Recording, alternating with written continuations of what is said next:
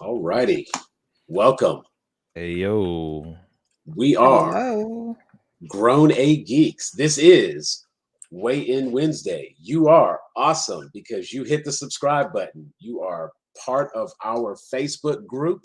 You are joining us I'm live not gonna make that. to hear us once again. Hear me die in Final Fantasy 14. Right. You will also get to hear, you will get all the goodness of Final Fantasy 14 in the background. We're just running roulettes. But in addition, you get to hear us once again come for IGN's neck. Man, I'm on their neck and I'm not letting up, man. What are truly- y'all doing? I truly believe. David, did you get that minion that It is dropped? intentional. Yeah, I did. All right. Okay. Yeah, IGN, I'm on your neck. What's up? At this point, I genuinely feel like it has to be intentional. There's no way. Okay, so for background, and we're going to hop right into it. So IGN had a post September 22nd. I don't know why. I don't know what they were thinking. They weren't. But one person was, because this list was written by one person. Nobody else was consulted. There's no way.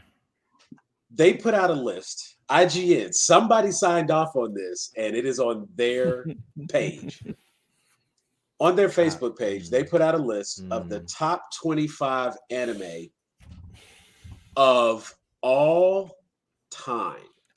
Okay, real quick.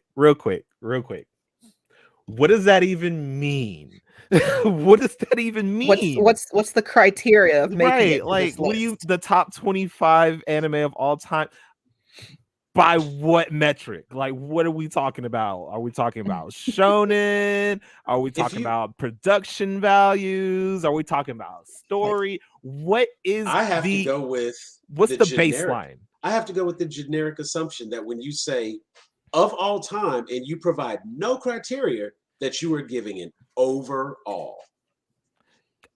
Even then, like, there's got to be some kind of baseline or something, because like what makes this anime like top 25 can mean anything.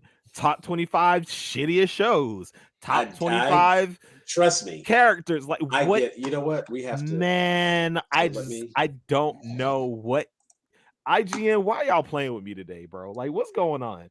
They literally did this because they want all the smoke, because I promise you many people have shared. More people have shared this than have commented. They're like, look at this. I am convinced this is a troll post. I am convinced. No, this is purely for the clicks. This is like, hey guys, totes my goats, guys. Look how great this anime is. Okay, so let me. It's Tuesday. I could ruin somebody's day today. Why not? Like, let's start just with sharing the post itself. Let me allow others to see. Buckle up, guys. The man foolishness. So first let's just analyze this image. Looking at this image, you've listed the top 25 and you pick 4 of the most popular. I won't even say the best. The most popular. The most popular. Like, I'm wearing. I'm not even looking at like the list itself. I'm looking at all the main all of these shonen main character on the screen, and I'm like, oh, this list about to be trash. This list is gonna be hot garbo. They would have done better for the image right here that says top 25 best of all time to clutter this image with 100 random anime characters. Yes. Yeah, a collage of some sort. You would have been better off to do that. Because at least then that would have indicated that you've watched more than these 25 anime. Look. Because just looking at this, that's the only thing I get from this. What really throws me off on the whole thing is the fact that, like, right, and that's accurate. So it's the whole thing of with how you have the anime that you would assume would be top is not even there. is So, not like even like there. there's some really great anime that do deserve to be in the top of the list, and then there are other ones where it's like, why are you here? And they're not even like they're scattered through. So some Like, of and them are in the right place, and there's a others are like, couple of them are like they came out like 20 minutes ago. How are you the best of all time already? What? you haven't even finished your run yet. You're Right. still in The season's production. not even over. Like, what are you talking about? Yeah. The season's not over. The manga's could, still on like- hiatus. What's going on, bro? Like Like, what are you ask talking Game about? of Thrones fans, your series could end up being trash. Mm-hmm. What are you don't talking know. about? What are you talking about? The show was fine. It was fine. It was okay. Mm-hmm. Oh Yeah. yeah. Let me tell you something. Season what? Season what? What are you talking Exactly. about? No, I don't know what I'm talking about. That's crazy. I remember season 7, wasn't Yeah. it? Wasn't it? I Okay. thought that was the I end don't of think they it. ever came out with a season 8. No. They Oh yeah, kept no, that at it's on 7. right now. It's called House of Dragons. Oh, Oh, okay, boom. that's It's There you go, fantastic. There you go. There you go. It's fantastic, by the way. There you go. That's the real season 8. Yeah, right. Okay. Where we're just not like plot holing every single character that we built up. Yeah, no, we didn't do that at all. No, At all. no.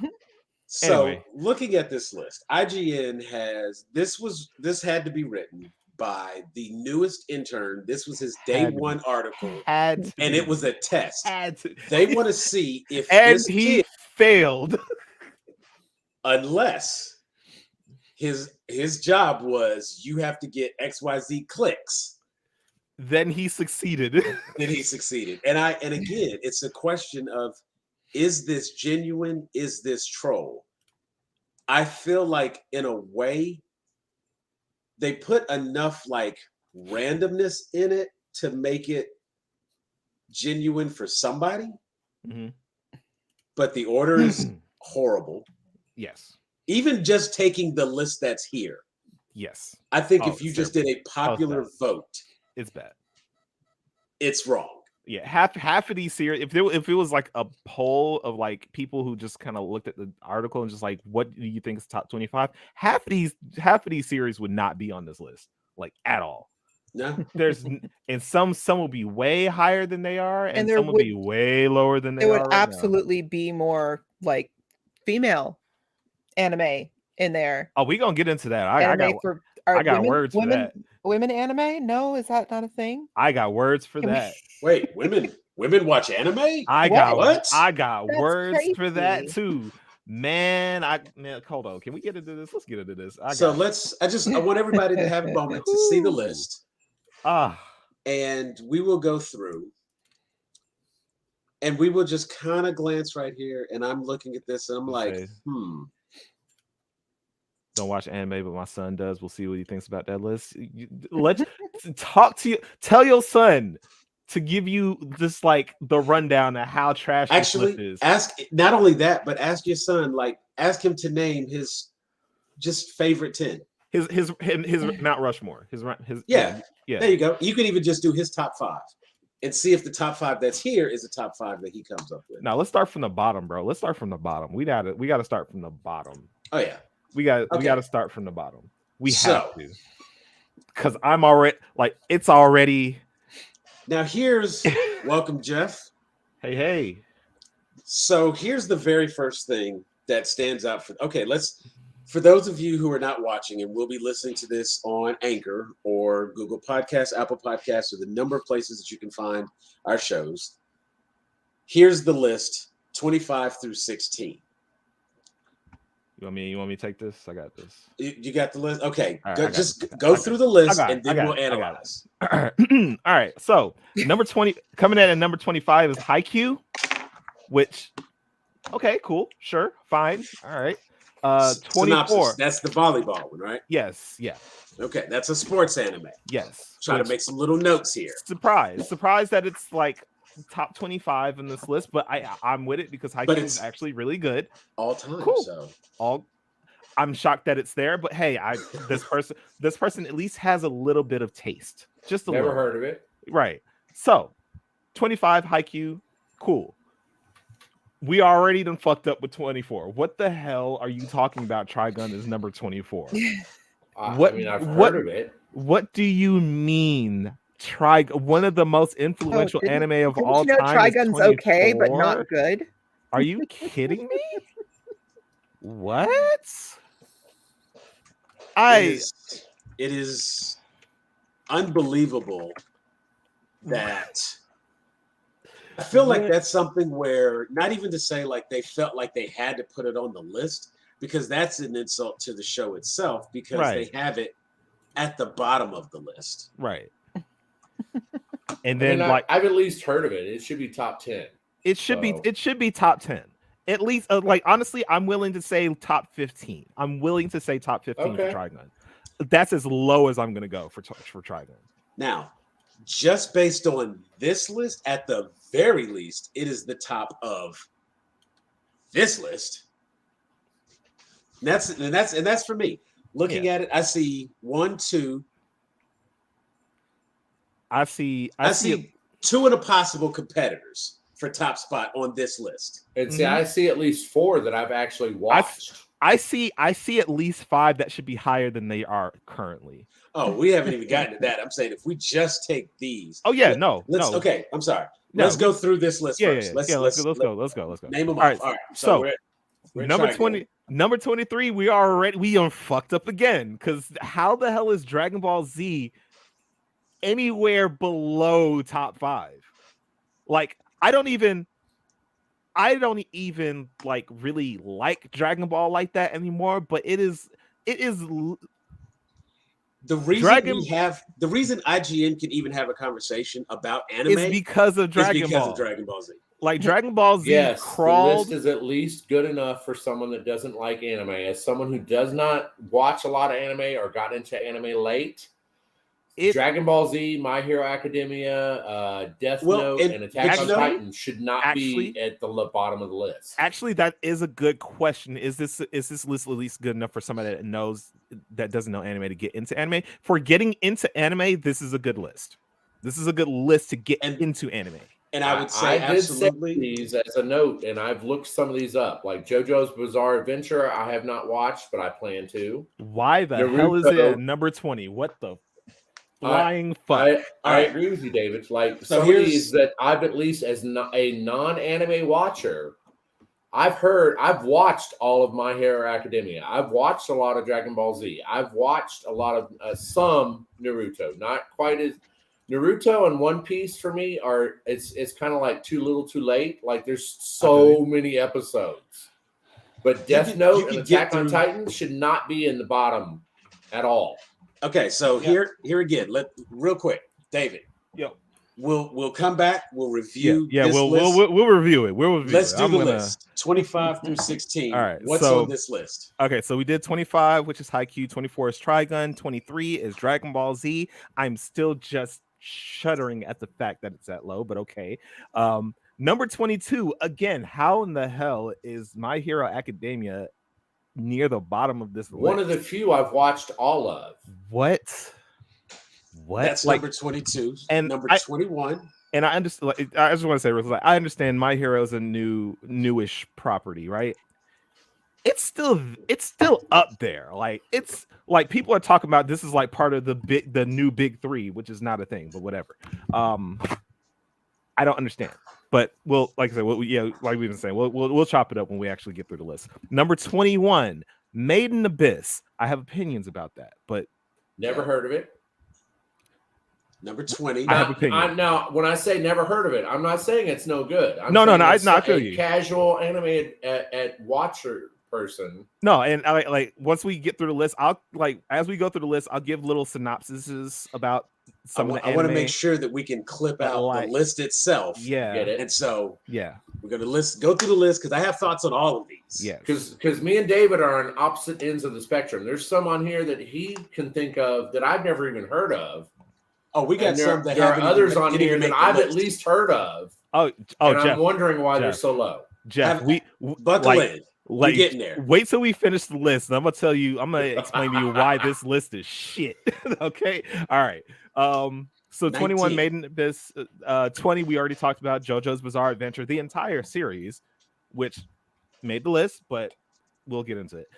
19. Also, real quick, keep in mind Sailor Moon is not here at all.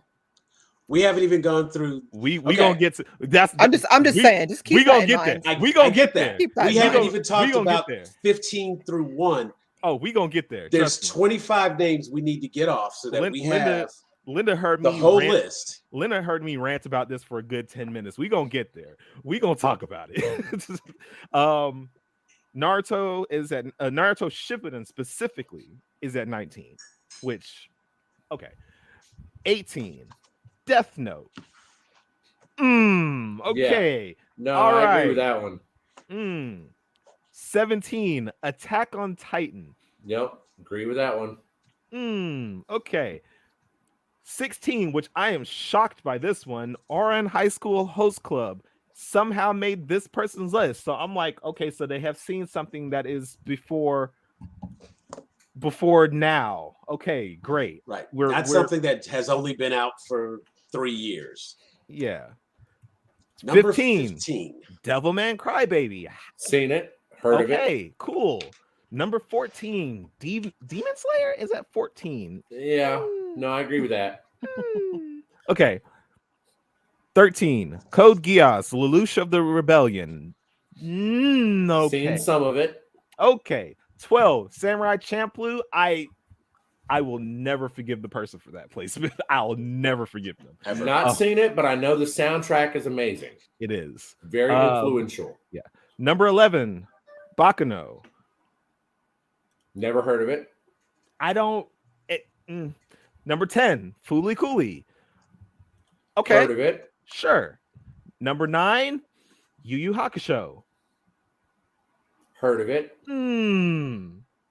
Okay. Number 8, Neon Genesis Evangelion. Okay. All right. Heard it. Seen some. Don't. 8 is kind of fitting though. Like it's definitely top 10. And we'll trust me. We'll get into that. 7, Hunter x Hunter. Actually, David Northrup just said something, and I really didn't even think about that. A lot of the stuff on the list is stuff that is on Netflix. That is a good point. Because it definitely ties into some of my thoughts and comments. I didn't even piece that together. I agree, Sam, honestly, because who doesn't have Netflix?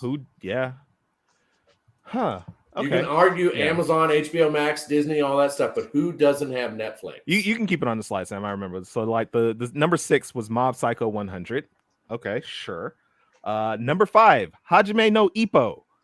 Another sports anime. Never heard of it. Boxing.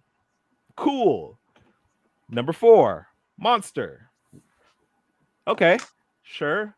Seen the movie with Charlize Theron? Pretty sure the anime has nothing to do with the movie. Not at all. Related. Not at all. No, I get it.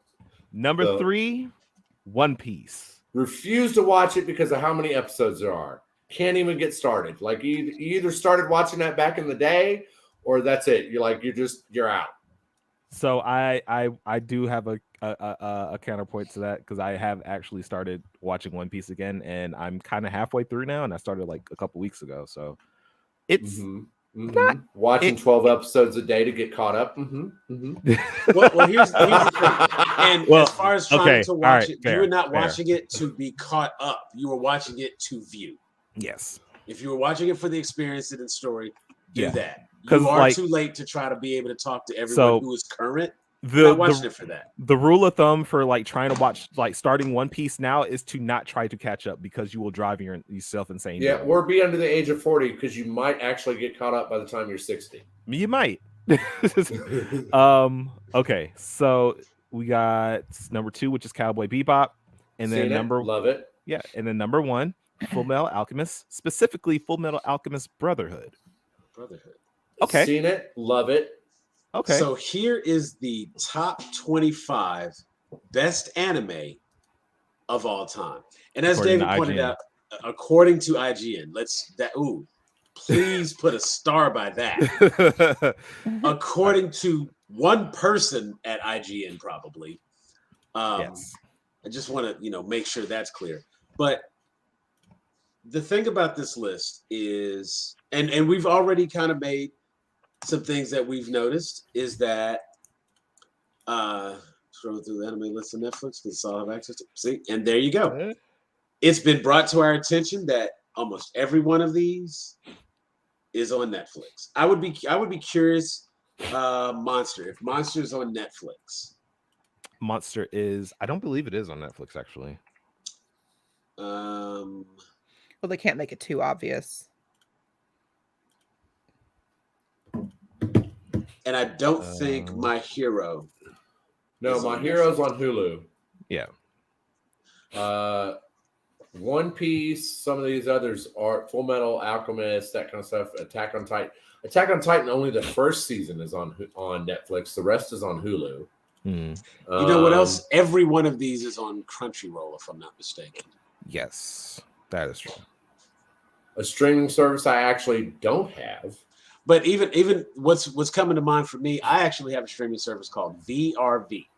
And my VRV subscription includes a majority subscription to Crunchyroll. Because I just found out and just watched Jujutsu Kaisen 0. Loved it. It was fantastic. We'll talk about it. If we just grabbing stuff that we like to be the top 25 best of all time, that should have made the list. And there's so many anime that I think are, when you use the term best and you say all time, I think you have to put some sort of condition on that because it leaves it way too open. Not only that, but it doesn't include like Vampire Hunter D, Initial. Is it Initial D? I mean, even if you take the ones that people know, Ninja Scroll. Yeah, exactly. Princess Mononoke. I don't see anything from Studio Ghibli. So this person's access to anime is very limited. Yep. Mostly shonen. And I won't go as far as to say kiddie, but it is definitely influenced by the popular access. Not only that, but it's mostly series, not movies. Mm-hmm. Oh, there's not a movie in this list, according to this. And I would give some credit and say that if you put something like a Dragon Ball Z, obviously they've had movies, and since the movies, even though they're somewhat standalone, they take place and they fill in some of the gaps between the series. Sure, I would assume that person who's put Dragon Ball Z on the list is including all Dragon Ball Z. So maybe because he wasn't a fan of GT, that's why I got ranked so low. Or maybe he didn't watch all of Dragon Ball. Because again, we have different series. Like, for example, with Naruto Shippuden, not having Naruto on there, they were clear to say Shippuden as opposed to Naruto, and then in parentheses, entire series, like they did with JoJo's. Mm-hmm. So it is a clear understanding of them saying, I like this, but not that, when they have this list made. Just from looking at 25 to 16, let's just analyze these real quick. Right. And also, I just want to point out something real quick because I was scrolling through the comments on the original post, and I saw a lot of people saying, "Well, where's Rurouni Kenshin?" I have a couple of ideas of why they left that particular series off of this list, and the main one that kind of just is at the forefront of my mind is that Nobuhiro Watsuki had a lot of underage adult material on his computer to the point where the authorities thought that he was trying to distribute it. So yeah, there's that could possibly be the reason why this is left off. So I honestly, as much as I really like Kenshin, I agree with leaving that choice off of this list because there's separating the art from the artist, but then there's like, they thought you were trying to distribute the shit, bro. Like, that's a lot. That's a lot. You had enough that it was questionable. Yes. As to what your intentions were with it. So yeah, I think that's a lot, bro. That's very telling. Yeah. But that's neither here nor there. I just wanted to make that quick little note. But Leia, let's get into this fucking list. Okay. Yeah, let me know when I can talk about the girl stuff. Oh, I've actually, just been letting you you open talk. with that. Oh, rip in. Because Let's we've go. listed the entire the entire list of 25 and not a single magical girl, not a single. Actually, like nothing on here outside of maybe the occasional support character. There's not a single female-led anime on this list. Made in Abyss. Oh well, yeah. Even Lena was like, eh. It's more of a male and female like together, right? But there's not a single one on there that is female. Like a woman is the main character. A woman is like the main focus. It is a story about the woman. So David and I, obviously, when we were talking about this before, we mentioned obviously Sailor Moon, Cardcaptor Sakura. Oh, David, what was the other one we talked about? Madoka Magica, Legendary Girl Utena. That's it. So we missed a couple of them. Oh wait, no, the other like there is one. Oran High School House Club.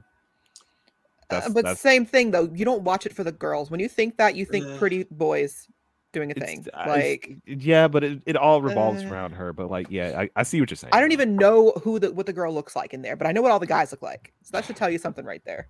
But yeah, there's a couple I know we missed that I would argue are fantastic animes that deserve to be on some kind of list of good best animes. Azumanga Daioh is fantastic. What's the Excel Saga? Yeah. Slayers. Yep. And you'll notice some of these I'm mentioning aren't even like super uber girly ones, you know, like they're just they star a female, you know. Let's see. Praetor. Ray Earth. Noir. What about something in this Witch Hunter Robin? I think we all forgot about Witch Hunter Robin. Oh no, I remember that was like the first thing I said last week. Like, but see, I can go with simple like Kiki's Delivery Service. Yeah, that I've seen. So. You know what I'm saying? And now maybe in a case where you're talking about like, okay, because again, if we're talking about the anime, maybe they're not considering movies and things like that. But even if we go thinking they're more talking series, but yeah. But even then, there are anime that came out. Elfen Lied, like there's anime that came out recently that is female led, like Carol and Tuesday. Like that is an amazing anime. Like I mean, Nola Blue Girl. I mean, come on. That was one of my first animes. No, what's the I say that as a joke. I'm about to say, hold on. I say that as a joke because that was one of the first times I was like, wait a minute, there's anime where they have the clothes off. And my friend was like, yeah, it's called Sex Craft. And I was like, oh, why aren't we watching this? So David, you know what would also count in there? What's that? Agretsuko. Yeah. Agretsuko is anime. It's actually made. It's Japanese animation. It is Japanese anime. It is an anime. And that would absolutely, Hello Kitty's grown-up cousin, Kill la Kill, yeah. Like that's what the sword scissor. Ghost in the Shell. Sword? Oh, Ghost in the Shell is a bit. Yeah, there you go. Actually, like, Ghost in the Shell's not even on this list. What the fuck? No, it's not. Psychopaths. Oh my god. Well, what was it? Season 2, Psychopaths was female led. Well, technically, in the first one, she was the detective that was joining all of it. Yeah, all of it. Yeah, all seasons are female led. Nana. Yeah. Yeah. Serial Experiments Lane. Yeah. I guess in a weird way, when we hit Psychopaths, first thing that came to mind was a detective that was already on the force, but we're actually following the story of the new recruit who comes on. So yeah. Like there are so many. The more titles that we list off, the more we're gonna think about. The more I'm just like, I hate this list. Oh my god, I hate this list so much. Because honestly, just the fact that we don't have Psychopaths on the list is for me immediately. Have a great night. Now, technically, you can throw Ruby in there now. Ooh. Yeah, because Ruby is not like it has an anime adaptation. Absolutely. Because Ice Queendom by itself was. Well, all like the none of the Fate franchises are on there. Dude, Fate's not on here. No, bro. What the hell is wrong with y'all? It is a very limited knowledge. Now, if we talk about like, not only did they have a gender bias in their selection process, I think they had a content bias. It's almost exclusively shonen titles. Darling in the Franks. No, all right, calm down now. Calm down. Calm down now. Oh, wait a minute. See, and I was actually kind of thinking like I was gonna say that one, but I ain't want to stand out for saying that one. Nah, let's calm down. Which Top one? 25? Nah, buddy. No. Which one now? Darling in the Franks. Mm-mm. And see, but not even honestly, heard of I would actually make an argument for Elf and Light though. You know what I'm Oh saying? no, that's Like, yeah. I would make an definitely argument make for an that, argument being So- on here and being So important. another thing that we actually one of our friends pointed out in a comment on that Facebook post is that only 3 of the anime on the list were released before the year 2000. Yep.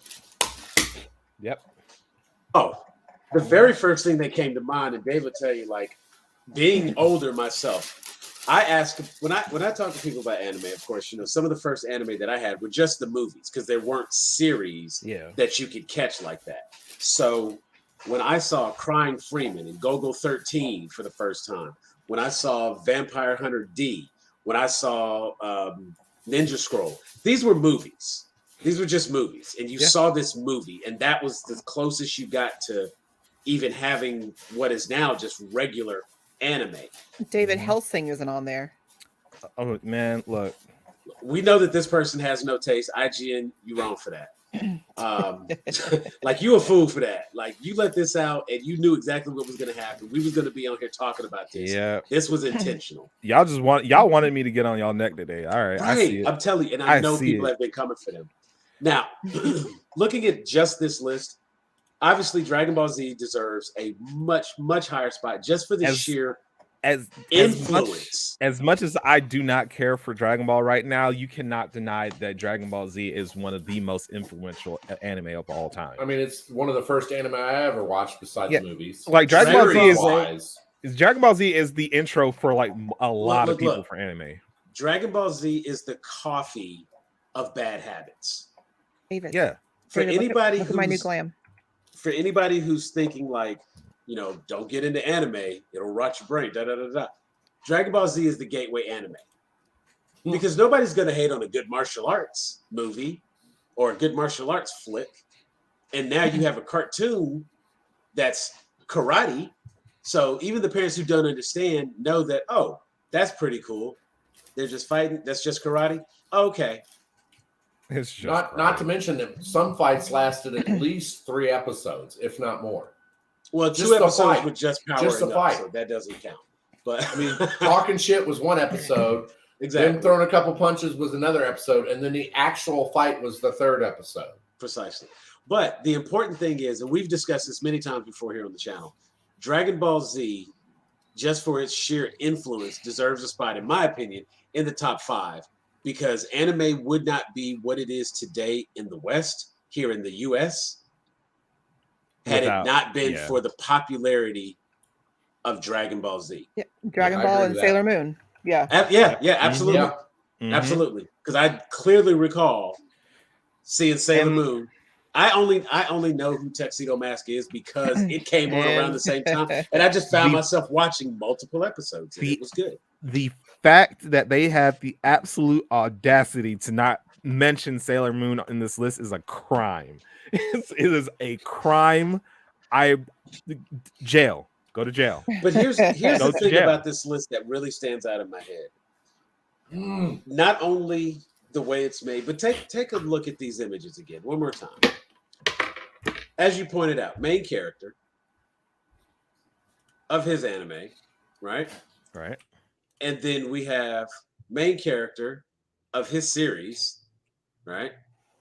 Also one of the most easily recognizable anime characters ever, right? Mm-hmm. Then we have the main character of his anime and the main characters of that anime. Now, when you look at these as a whole,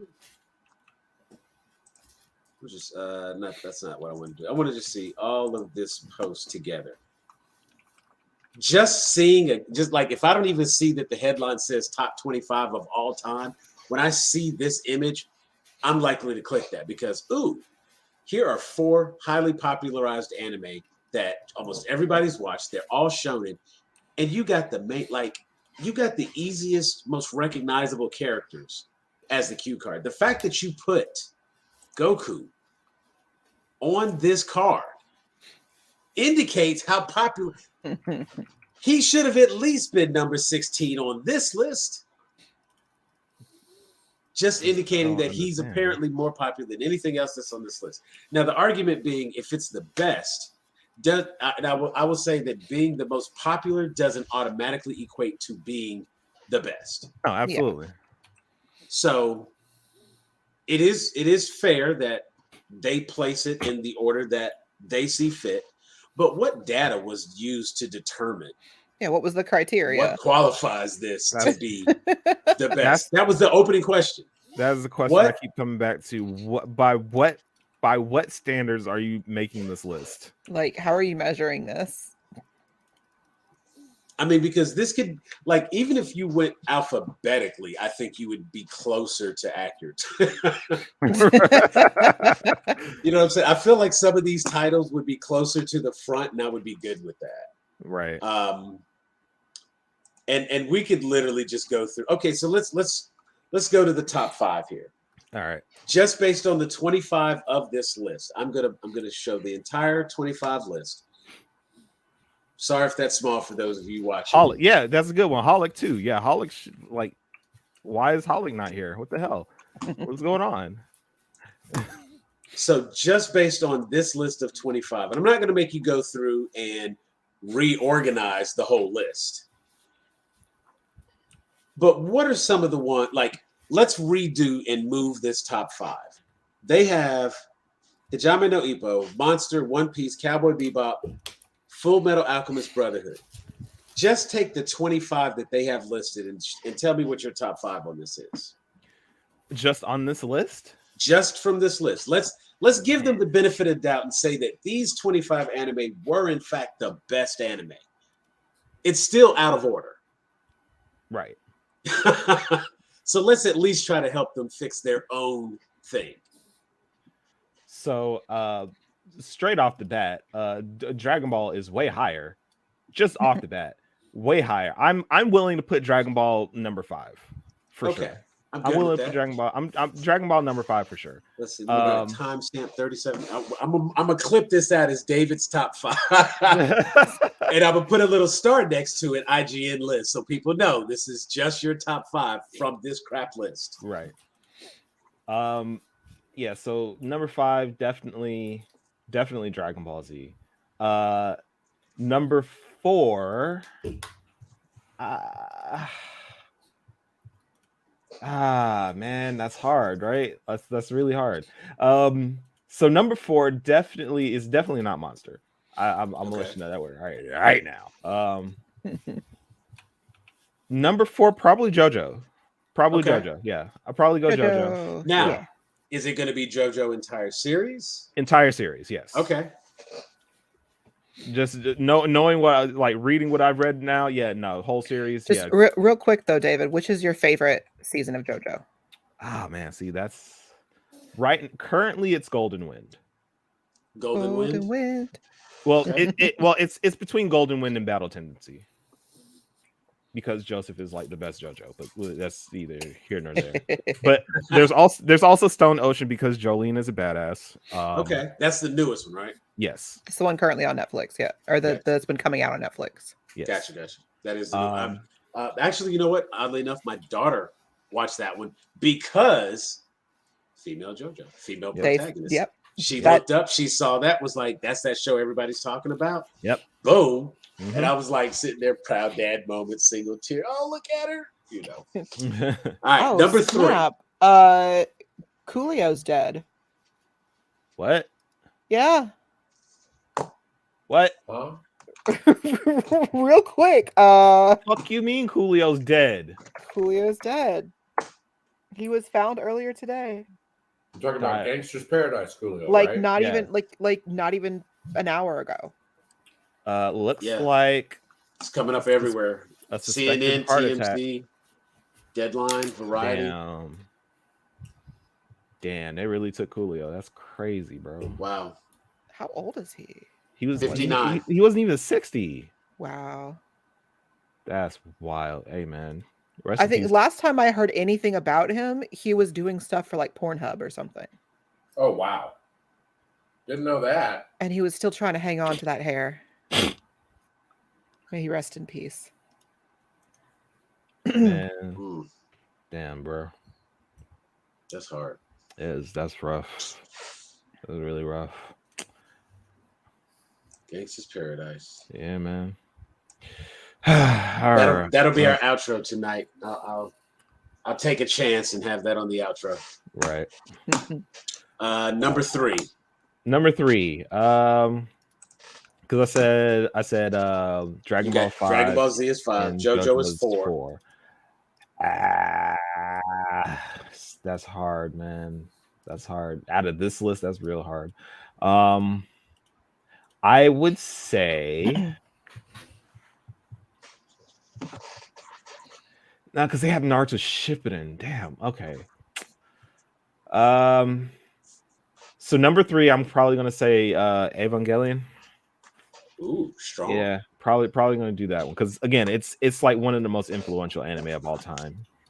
Has to be up there. Number 2, Samurai Champloo.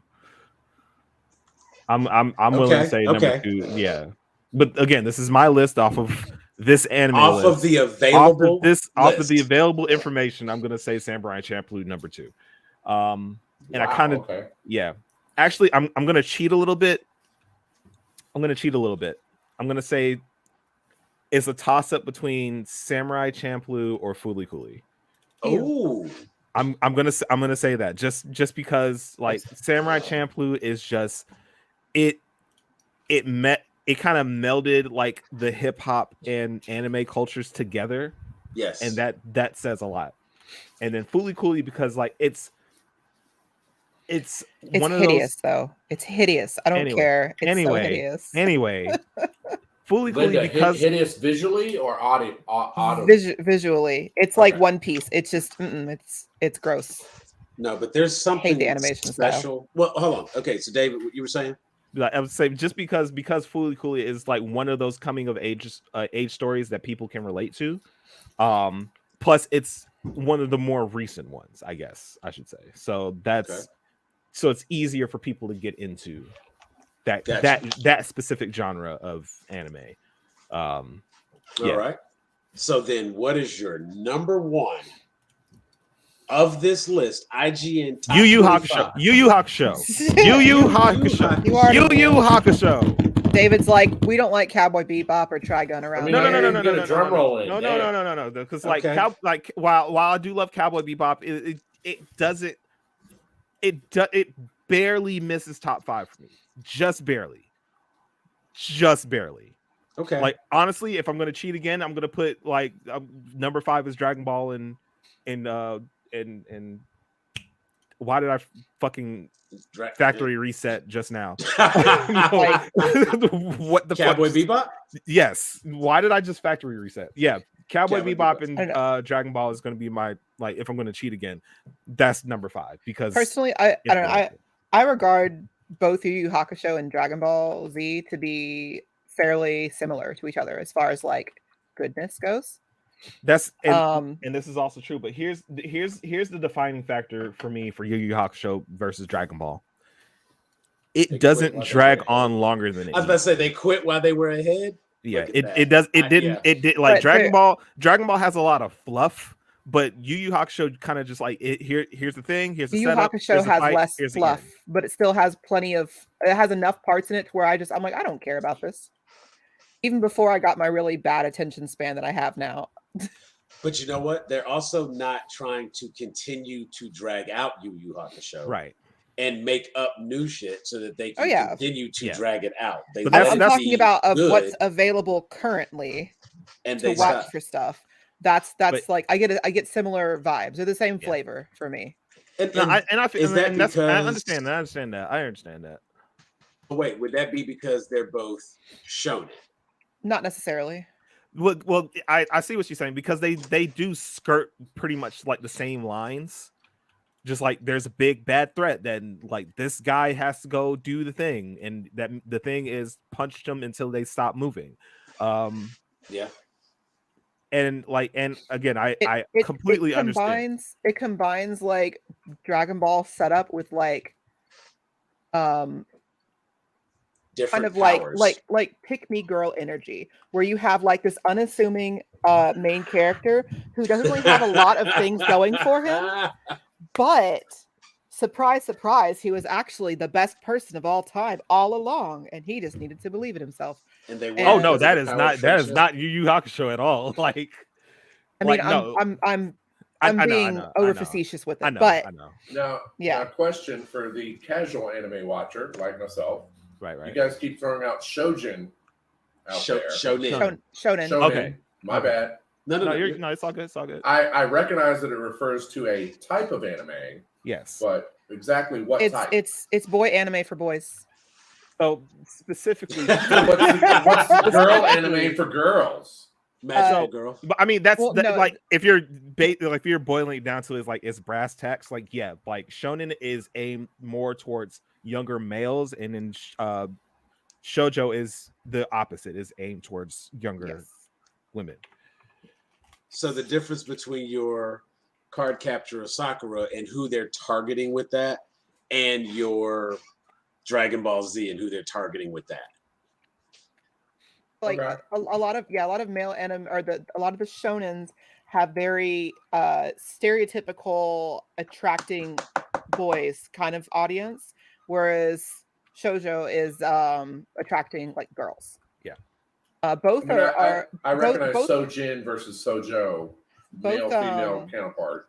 No, that I specifically say boys and girls because both still can be very adolescent, infantized storylines and very basic between the different shows. I like this girl. Let's fight over her. Pretty much. Yeah. So, well, it depends. Usually, a lot of times for the boy stuff, it's exactly what I said before. You have unassuming boy character who ends up being the greatest of all time, or wanting to be the greatest of all time, and that's my even ninja way. That's honestly that's Naruto, that's Black Clover, that's so many. Hunter. Sorry, the goat is taken. So the goat is already taken, right? Anime or otherwise. So and you know what, that would be Justice League is like an American shonen type BS. Like literally, if you take the show Justice League, because you have your character, you have his instant broody rival. You know what I'm saying? So like you have Superman, you have Batman, you have the like automatic required female of the group. There's your Wonder Woman. So you got your trio right there. Automatic female.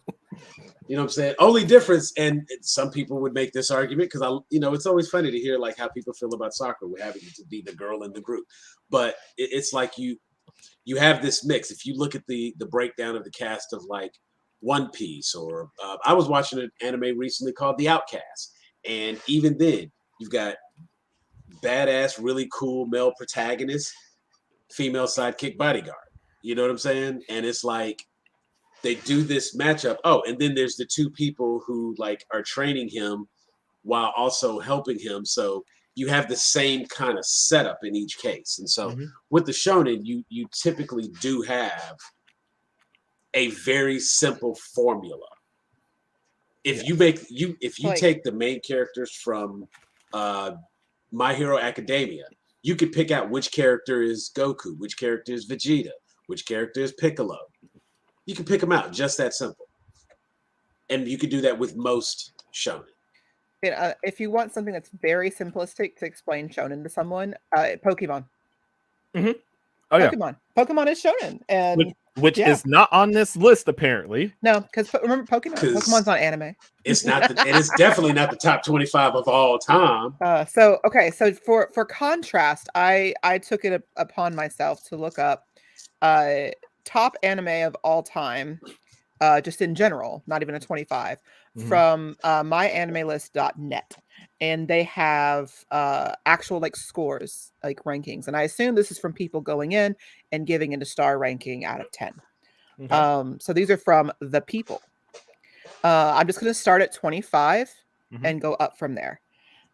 So number 25, Made in Abyss. Number 24, Monster. Please excuse me if I mispronounce or butcher the crap out of these names, David. I'm hoping you recognize some of these, so you can correct me. I already have one here that I can't say. I was about to say she's already got the here it is. It's because they didn't put the it's Demon Slayer, but they just put the Japanese. Kimetsu, yeah. So Demon Slayer. Kimi no Nawa.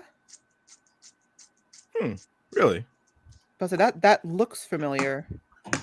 Is that the one that you like? Your name. Yeah. There it is. Really? It's Your Name. I'm like, I know what that is. Hold on. Oh, and these actually will list like which season. So next one is, oh God, Owari Monogatari.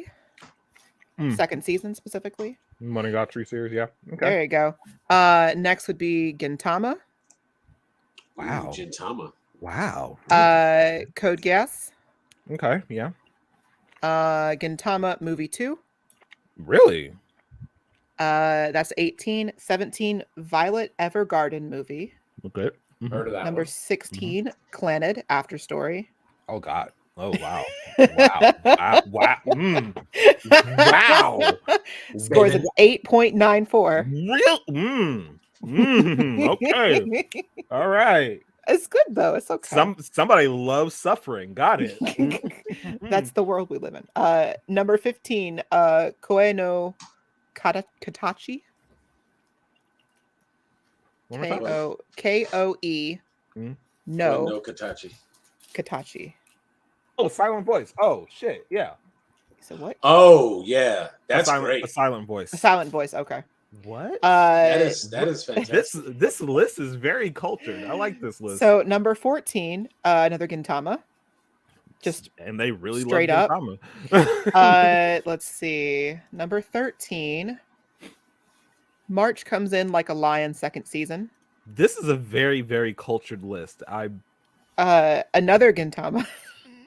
And they really like Gintama. Goddamn.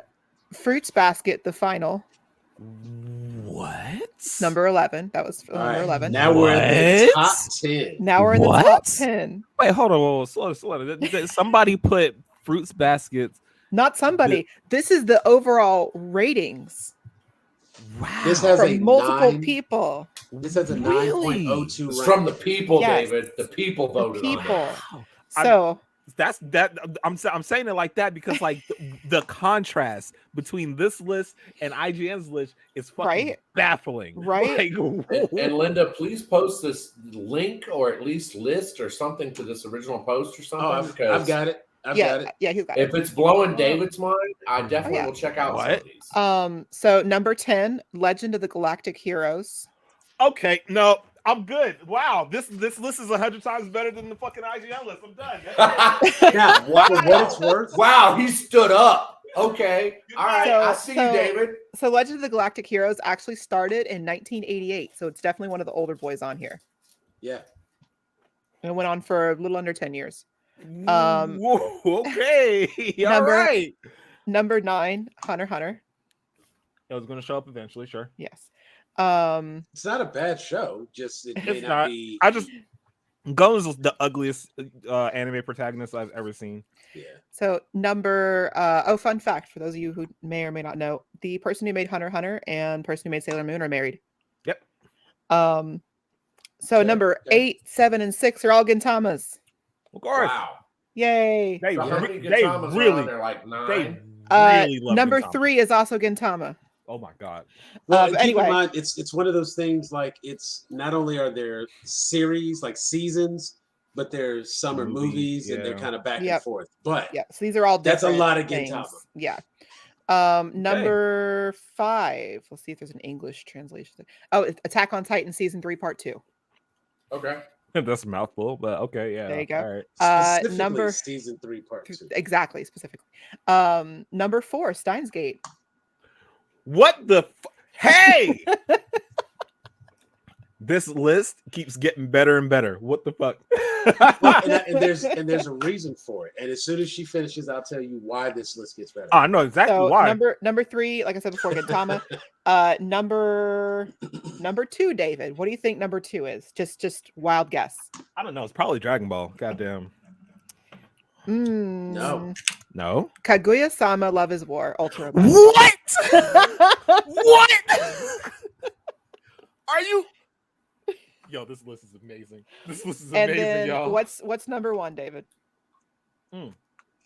At this point, I don't even fucking know. I don't even know. Goddamn shit. Whatever. Stab in the dark. Black Clover. Sure. Why not? Full Metal Alchemist Brotherhood. Of course. Of course it is. Still says Full Metal Brotherhood. All right, so Now- there's 2 That's lists now that have said that Brotherhood is number 1. So I'm Yes. definitely gonna have to.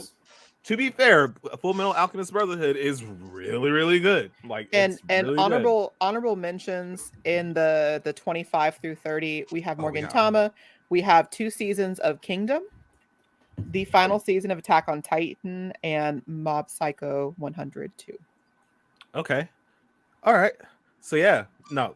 And I would just like to point out Infinitely better before we get around to our top 50, we do hit Spy X Family, Yep. Cowboy Bebop, Yep. Hijame no Ippo, Mm-hmm. Vinland Saga. Mm-hmm. Okay. All right. And coming in at 50, Fate Stay the Night movie, Heaven's Feel 3. Damn. So This- David, And I'm only saying that Spy Family is going to be as low as it is because it's not done. Because not it's done still yet. new. That we It's only still have a new. season. I've at least still heard new. of 4 or 5 of these, so I'm proud of myself. So David, you've got number 32 is Kizu Monogatari Part 3, Cold Blooded. Okay. All right. That's not bad. It's a very cultured list. It is. It is really cultured list. What the But fuck? it does also have Spirited Away on here too, by the way. Number There you go. 34. There you So it does include, as we've seen it from other ones, it does Let me include look at some this. movies as Let me well. look at this. Link Click is on here too Okay. in the 30s. Cyberpunk Edge Runners.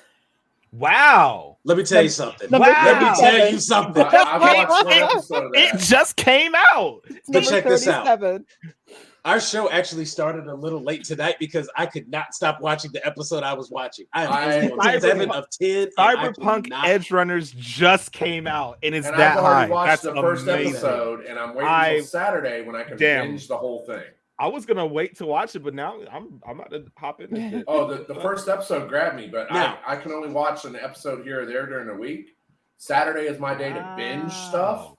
and Cyberpunk Edge Runners is at the top of the list. And guess what? One Piece is all the way down at number 58. Damn. Below Jujutsu Kaisen. Damn. Mononoke Hime. Okay. Great Teacher Onizuka. Oh wow. Maiden Abyss. Oh wow. Now, clearly, this list is far superior to what IGN was on. Yeah, And please a lot of post it that comes link. from the fact that It this is- list, this top anime ranking, Wow. all scores are given in the database that myanimelist.net uses as a weighted score. They have average score for the number just for the anime itself, the number of users giving a score, the minimum number of scored users that are required to get a calculated score, and then the mean score across the entire anime database. They are actually doing the work to determine if this is a real list. And the most important part, the most popular and top upcoming rankings are ordered by the number of users who have added the entry to the list. This is basically not just this is a fan voted list. Yes. Yes. Yeah. This is people who watch the anime. Mhm. And if you're a fan of a particular anime and you've watched it all and you think it should be higher, you can vote on it. And this gets updated. What was it? 2 times a week? How frequently did it say it updated? Twice a day. Twice a day. Twice a day. So feel free to Judging check that out. just by David's reactions, and I know he's a huge anime person. Yeah. As someone who is a casual anime watcher and has heard of most of these but not seen them, I like the list that Linda read more. I need to see this list. Okay. Oh, Okay. no So question. do y'all Even want to looking hear at, like, the something top- fun? Sorry, real quick. It's like even looking like just in general, the top 100, all of these are bangers. Like these are all really good anime, and the fact that like this is all fan voted like speaks volumes. So do y'all want to hear something fun? What's that? I'm looking more into the IGN posts, and there's a whole article that they have with little synopses. But just randomly in there, it does have a little thing that says our favorite anime. So it's the all-time favorite anime of the IGN staff. Now, wait, post that so I can bring that up. There are. Oh, hold on 1 second. Want to bring Jeffrey on if he is ready.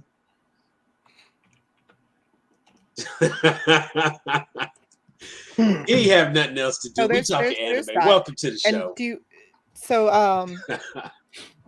The fun thing about this little list here of the staff's top picks. So there's 1, 2, 3, 4, 5, 6, 7, 8, 9. I count that right? 4, 5, 6, 7. Yeah, so there's 9 people in total. There's 2 women. Ooh. Neither one of their favorite animes ended up on the list. And their animes that they're their favorites, Kill la Kill and Space Dandy. Now there is one random person, I don't know, they just go by NARS, that says Cyberpunk Edge Runners. But of that list of 9 people, there's only 2 women, and neither one of their anime ended up on the top 25. Everyone else got a spot for their anime. First of all, I'm looking like I'm scrolling down to the honorable mentions, and how the fuck did like all of the stuff that we were mentioning, like Sailor Moon, Kill la Kill, Utena, Steins Gate, and like these are all honorable mentions somehow. Just honorable mentions. What? That's it. What is happening? Jujutsu Kaisen, just an honorable mention. What is life? Sailor Moon helped pave the way for anime, especially anime for women or people who identify as such, non-binary and all that. Like, look, right. Sailor Moon is the capital letters, the magical girl anime. Like that is, I clearly the one. Believe that most people who know that anime exists know who Sailor Moon is. I wouldn't even be mad if they specified Crystal. I can understand that. Yeah. But like, or the manga, like that's the thing. They didn't even have the excuse of like, if Crystal hadn't been out, I could understand, because the original anime, it has a lot of filler. That being said, there's plenty of guy anime on there that has a ton of filler and doesn't go anywhere for many episodes.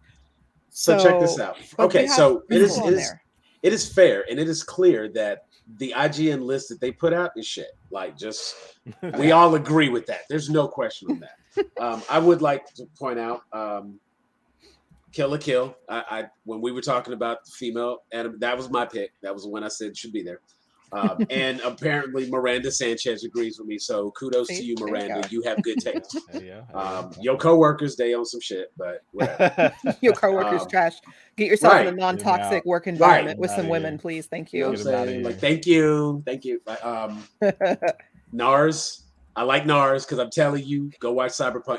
And the funny thing is, last week somebody was talking to us and asking us if we had watched Cyberpunk Edge Runners, and I was like, you know what? I haven't. I watched the first episode and I started loading up my second playthrough as a corpo. But you still haven't watched Brand New Cherry Flavor, but that's okay. And that's still on my list too. Don't feel bad, Sam.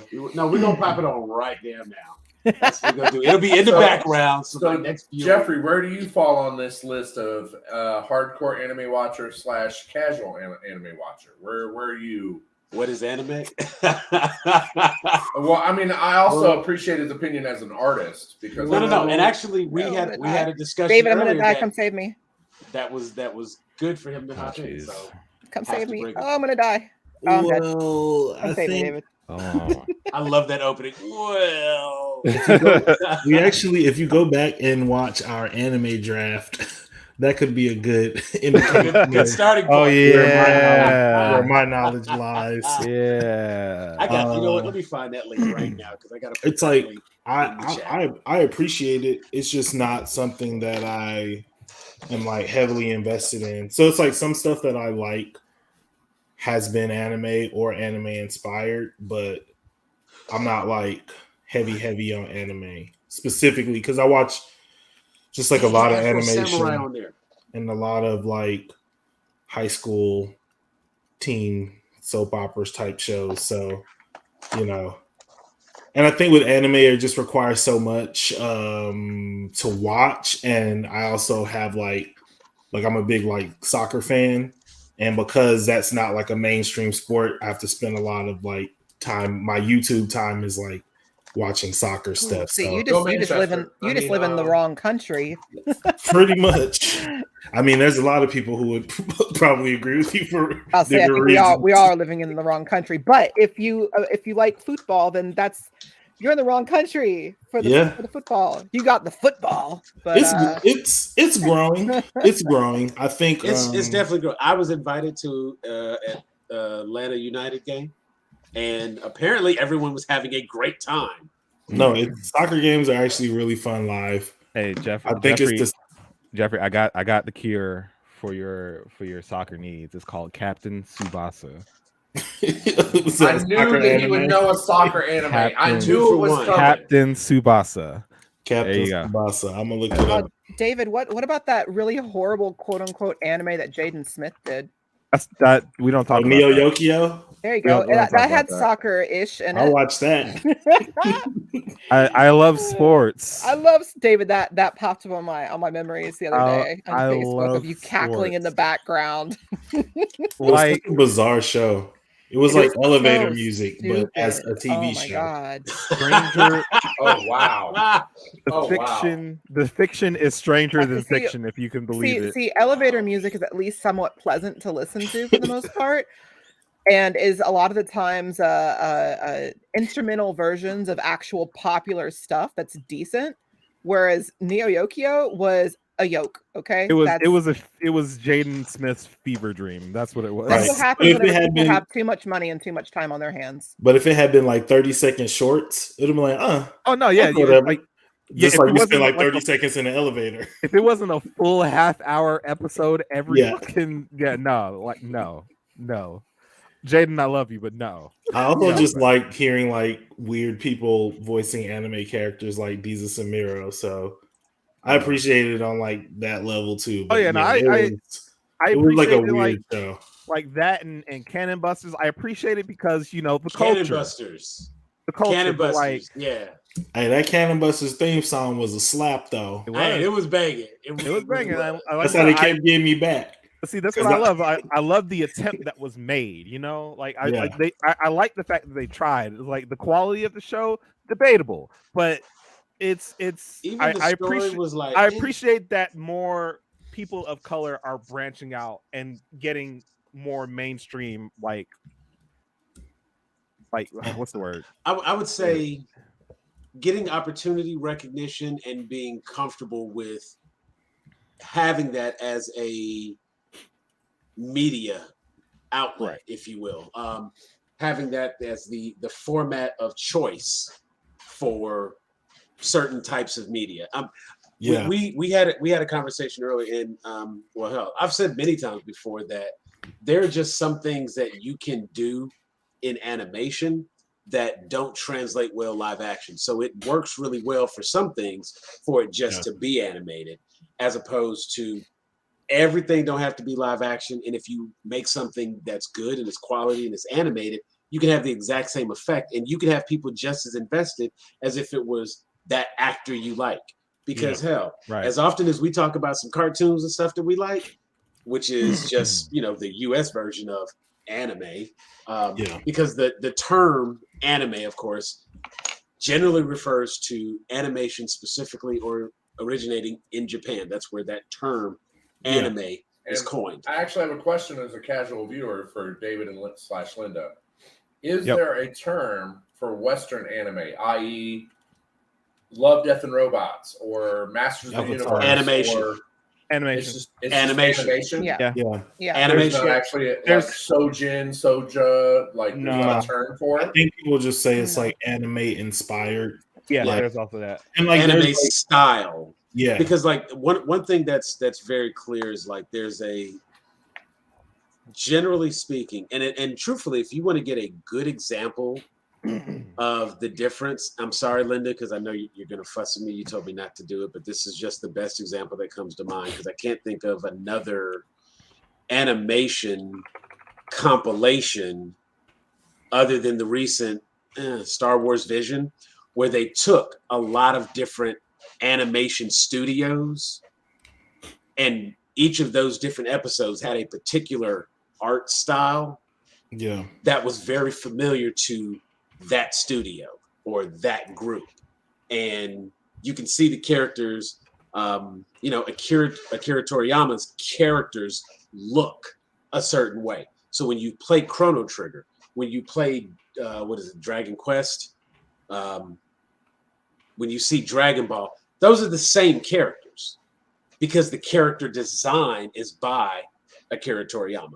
So when you have animation and you have anime, Western style animation can be anime influenced, and it will have, a particular format to make it look as if it was Japanese animation. And sometimes even some of the artists are Japanese. So they're getting the right talent to give it that look. But if it's made here in the US, it is still just animation and not truly. So I actually, I don't know if he's going to respond. He should, because he should be awake by now. I actually just messaged my brother in Japan to see what he says. He's been there for over 10 years now. If there is a word, he will tell us. I'm pretty sure I've asked him before, but I don't remember. But I think we were. I was just curious because as someone that grew up on Thundercats and He-Man and She-Ra and all that, to see the re-explosion or the like Masters of the Universe, Love, Death, and Robots, some of these newer animation series that I use to introduce people. I have several people up here in Tennessee that are like, "Oh, I don't watch animated stuff," and I'm like, "Well, watch an episode of this with me." Or you remember He-Man, watch Masters of the Universe with me. Because up until Masters of the Universe, season 2, I think it's episode 2 or 3, the transporter oil fighting scene was my favorite fighting scene of all time. Until I saw Masters of the Universe season 2. Yeah. Now, if you go back, when they did their first reboot of they did their first He-Man and the Masters of the Universe reboot that came on Netflix. What was it, 2014? I think it was. When they first did that reboot, that was a heavily anime-inspired cartoon. Now, wasn't there also an actual show that came on TV that actually won daytime Emmy awards and stuff? Though it only lasted like a season or two. A daytime show of what? He-Man. It won daytime Emmys. He had long hair. I remember watching it back in the day when it came on actual TV when I had cable. Cool. Do not let me tell you that it did not. I would love for you to get the details on that. Oh, but I remember, I'm looking it up right now. I remember Cartoon Network had the He-Man reboot. And that was the one that was on Cartoon Network. And it was right around the same time as they did the Thundercats reboot. Not Thundercats Go. Yeah. Thundercats Go was even worse. It was. That's the. We're not going to go. You talking about the other Thundercats that was like serious? That show was actually pretty good. It was. But they yanked it around in the time slot because that was around the same time when Young Justice first came out, and they were both suffering from the same thing. Right, and seeing the thing, and actually, I stand corrected. The He-Man and the Masters of the Universe that I'm thinking of, I think it was a 2002. Yeah, that was a 2002, and that was the one that was on Netflix, and it was. You could see the anime inspiration because everyone seemed to know martial arts now, as opposed to it just being like, I'm strong, I can throw rocks, and now it was like, I'm holding the sword with an underhanded grip. Tila's twirling the staff all around. Everybody's, kung fu fighting and flipping all over the place. Fast as lightning. You know what I'm saying? But it was like, it was such a noticeable influence. And it was the same thing, honestly, with the Thundercats reboot, But I think the original Thundercats, when they showed Panthro with those nunchucks, that's always kind of held its ground a certain way. But anytime, if I'm not mistaken, there was. But that makes sense because black people like nunchucks. And Panthro is clearly a black man. I would be inclined to agree. There was, if nothing else, I think his voice actor had to be. Was it a younger Keith David that did the voice? But probably. But I think there was an article we had recently that showed that animation, like they would, if you're in Japan, SpongeBob would be anime. So I didn't want to say this until I got the confirmation from my brother, but I do remember reading before about this that in like marketing in Japan and things like that, it's just called anime. So American animation is just called anime in Japan. But fans will call them cartoons if they look American enough. So I assume if it's something along the lines that is less serious or has more of a cartoony feel to it, like Avatar, like Teen Titans, like SpongeBob, it'd be just considered cartoon. Whereas if you had something that was more serious, then or has more serious kind of look and feel and tone to it, then they would consider it anime, or they would call it anime. So the word cartoon does actually exist as cartoon. Yes. Okay.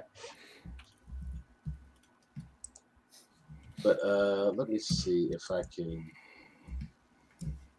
Let's see. This one may have actually get pulled out. Sam, the 2002-2004 He-Man you mentioned is the one that won daytime Emmys for like best sound, best animation. Okay, I didn't even think it was. I didn't think it was daytime. There's also a 1989 reboot that was like He-Man in space.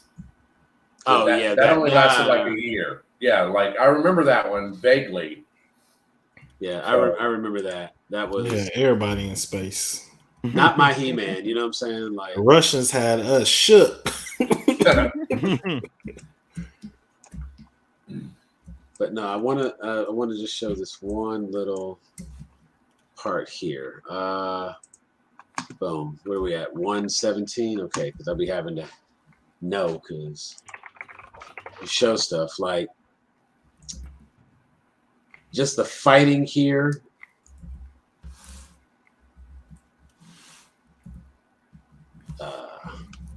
Did I miss the fights? Well, those should come up.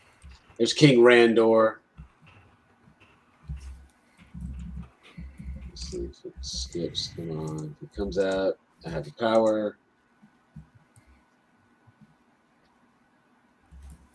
I've watched all the He-Mans, and I've never once okay, let me just see. Did I see that right?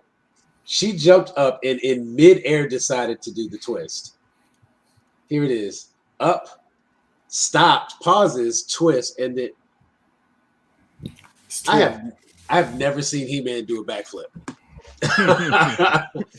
And this was one of those things where it was like, again, just that in the late 90s, as Cartoon Network began to advance and we had Toonami and we were getting this heavy anime influx, they tried to reboot some of our local stuff by giving it that anime influence to try to make it hip again, to try to make it cool. And that's how people wanted to see fights in live action too, because you're talking about Jackie Chan finally breaking through, and Jet Li, and Chow Yun Fat, a whole bunch of Asian people got movies that came out in America, and then you have The Matrix, you have Bourne Identity, you have basically it's like, all right, we're gonna figure out the formula of how to make these movies, then we're gonna put white dudes in it. And that's the same thing they do with like animation. It's like, okay, we're gonna basically they just end up borrowing like a Japanese character model, but they don't pace the stories the same way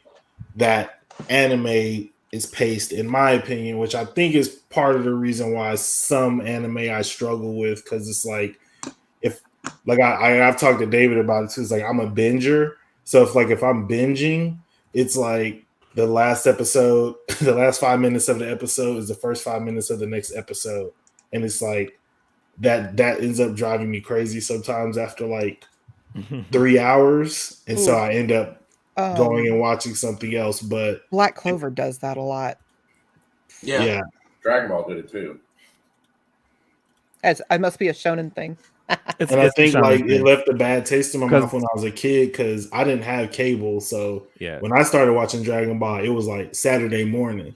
So I'm like waiting week to week for these niggas to fight, and it's like, well, you also have to like power. Well, you also have to like keep in mind that like a lot of like you were saying, like all this is week to week most of the time. So you have to like you're aiming your demographic is young men, right? Yeah, between like Toonami was the perfect vehicle to pop anime off here. Like daily, that's like a good daily thing. Like that's where I got it's basically a soap opera. But see, like you also got to think about it's like most young men's attention span isn't going to last them a week, so they can remember what the hell happened last week.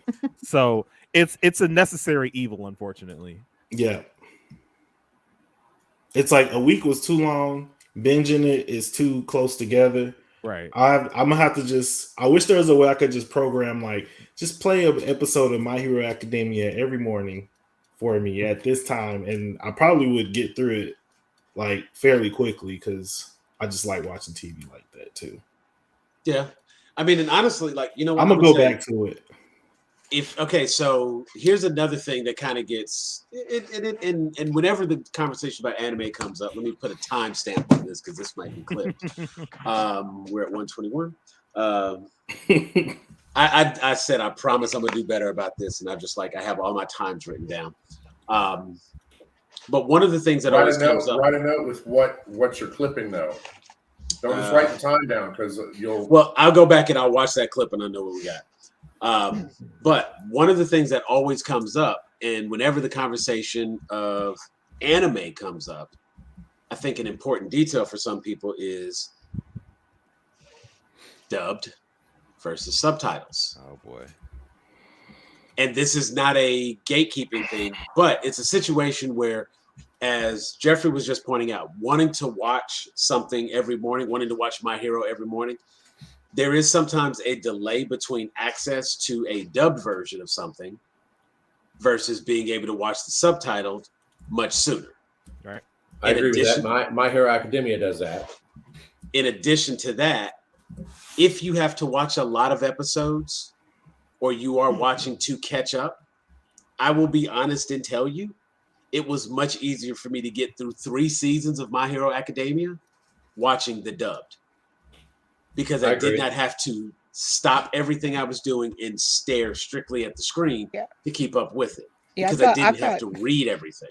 I've got things that I do. Like I work from home and I like to have noise on in the background. So, I would love to I just mostly rewatch like old shows that I've seen before. Mostly it's all live action stuff and not anime. But that's because most anime these days, and David knows, and I've talked about this before on here, most anime these days that is dubbed in English is garbage. Like the voice acting is garbage. I can't stand it. So it's just grating and I don't want to listen to it. Yeah, there's a lack of interest because it's already out. Most people have already seen it, but they have to do the re-recording of it so that it can be put on this or put on that. And I will say that I have no I personally have no preference one or the other to be like, oh, well, I'm a purist. I just want to see it if it's subtitled. Play in the original. I don't know what the hell they're saying. I don't speak Japanese. So when I'm watching something and it's subtitled, I have to read everything. And because I have to read everything, sometimes it takes me out of something. But it's gotten to the point now where I have subtitles on everything. Yeah, every time I turn on TV now, I have subtitles on constantly.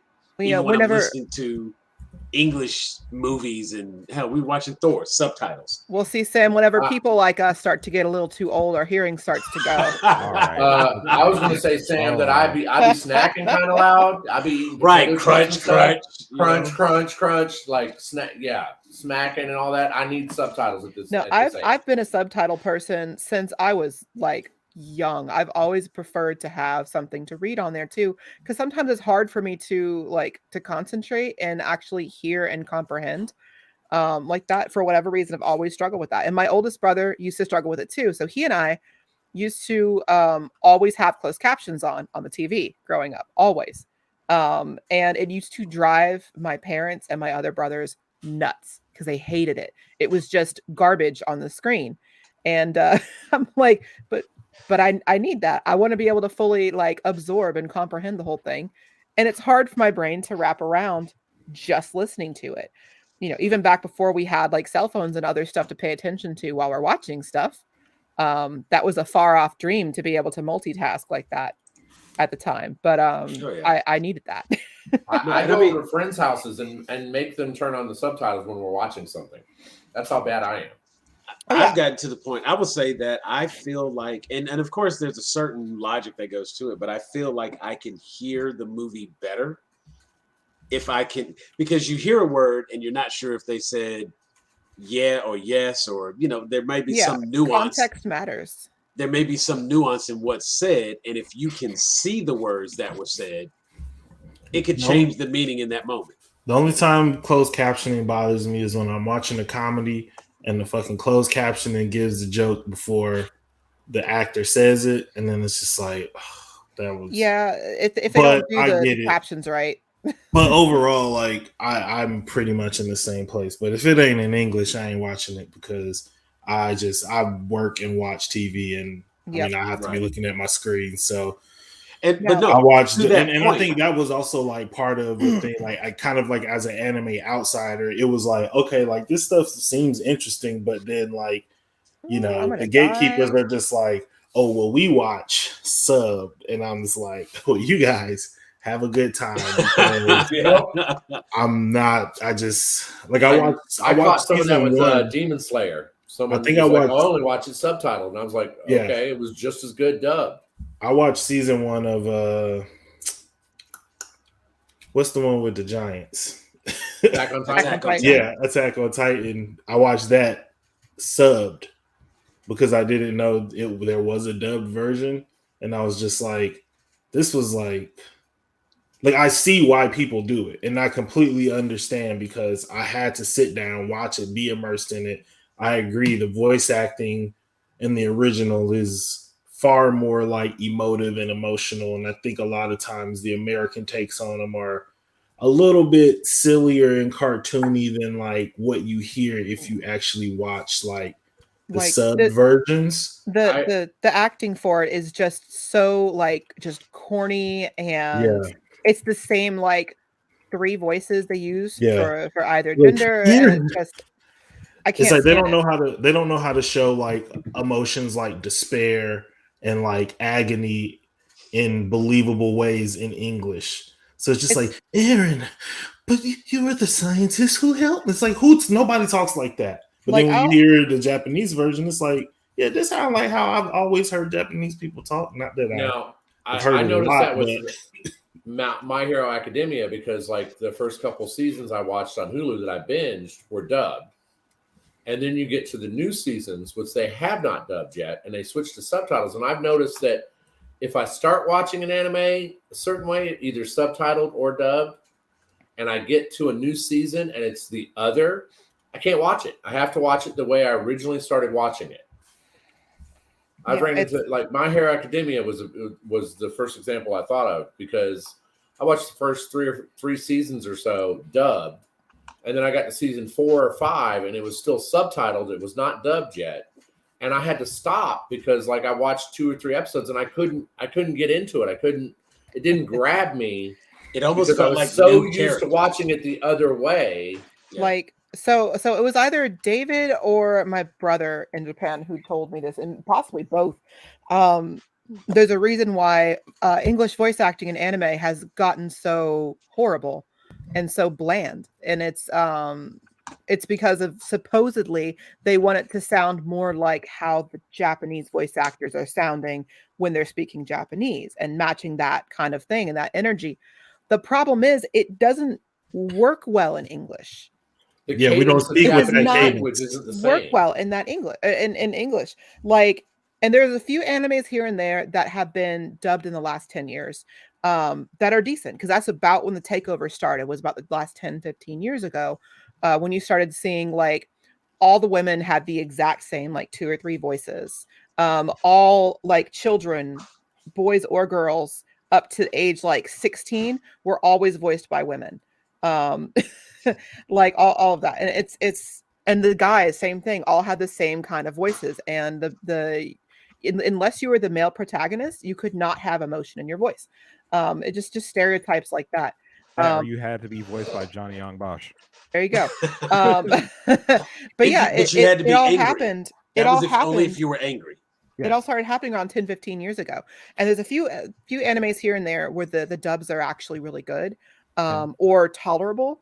My Hero is more tolerable, but only because a lot of the women or the female voice actresses in there don't really talk a lot. It's more focused on the guys, and the voice actors they got for the guys are better than the one they got for the girls.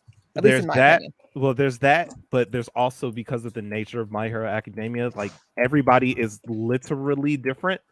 So you have to have like different voices. They can't have to have a good voices. variety. So like Ochako is going to have a different voice actress than Suyu, because Suyu's a literal frog girl. So she has to sound like a frog. So Ochako sounds exactly like every single other like female character ever in any like anime release in the last 10 years.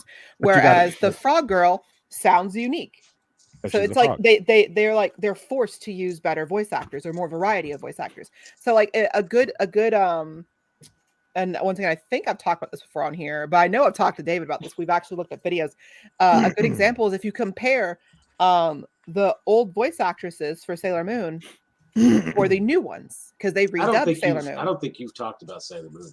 Okay, no, never. I never talk about Sailor Moon. Never. No, they've redubbed Sailor Moon, like the original anime, and re-released it. It's all on Hulu, but you can look up like clips on YouTube that compare the voice actresses between the two. You actually discussed that on a Weigh-In Wednesday. I remember that conversation. And to take a page from Sam's book, if you'd like to hear about some of these early arguments, just click on the QR code. There you go. There it is. There you go. And when you go to the YouTube channel, you click on live, and you can see the weeks of Weigh-In Wednesday, our talk show. We've been running this for a while. Sorry, Linda, had to put that in there. I had to tease Sam a little bit. So for those who are listening and are like, oh well, what are some of these examples of good dubs? I want to watch some good dub anime. So just off the top of my head, I really love JoJo's Bizarre Adventure, and the dub they've done for that. I haven't watched a whole lot otherwise because it can be difficult for me to get through them. What was it? What was that? What was the one with the chick whose ass was hanging out all the time that was a goddess? Konosuba. Oh, that narrows it down in anime. Right. No, Konosuba is not that bad when it comes to the English. It still is a little screechy for the women, but they have a little more variety to it. It's a little more tolerable. Black Clover, not so much, but because once again, Black Clover's good. Let me tell you something. I cannot do the first like 9 episodes.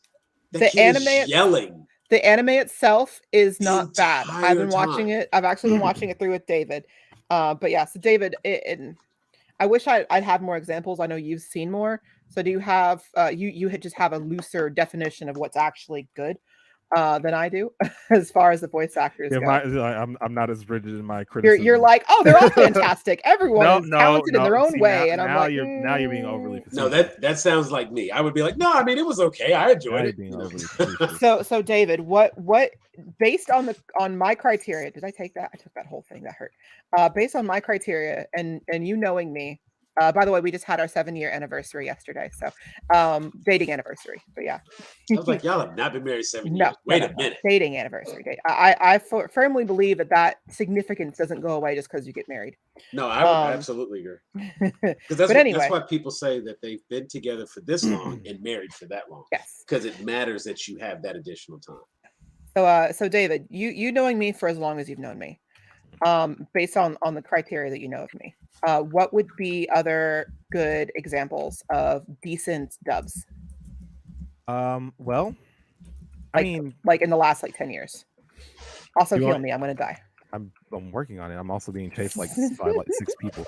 Anyway, Okay, cry about it. Now heal me. Well, let me jump in here also, Anyway. because I would say I've watched a decent amount, and I think like the consistency we've had with the Dragon Ball cast is Dragon Ball is a good example for that. Yes, and I think that has a lot to do with the consistency and the quality of the voice actors. No, we're talking about Dragon Ball, Dragon Ball Z, Dragon Ball Z. Yes. Dragon Ball Z and Super. Yeah, all. Yes, all. Because they do a good job of hanging on to the older voice actors too. They didn't just recast everyone just because they were trying to go in a different direction and match everyone else. And that's why I say it makes a big difference that they've had that consistency over time. Like Sailor Moon absolutely could have pulled in some of their old voice actresses from previous seasons. They had multiple people voice Sailor Moon, and they tried to keep a similar style voice to her up until, and same with Luna, up until they redubbed everything. And now I can't tell, if I closed my eyes and listened, I would not be able to tell who was who because all their voices sound exactly the same. So you have to look, and if they're not showing the person on the screen, you don't know who said it. Exactly. So now I'm like, now I might as well watch it in Japanese because they have to watch the screen either way. But I think, like you mentioned, My Hero Academia. Honestly, I think Demon Slayer.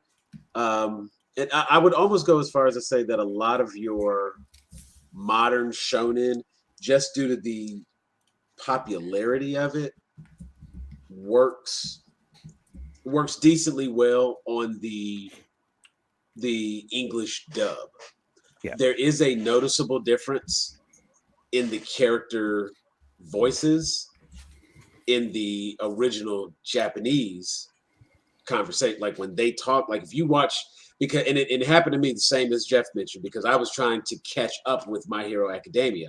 So I started off watching everything they had that was dubbed because I didn't have to stare at the screen the whole time, and I could do an episode while doing something else and glance over when I could hear that something important was happening.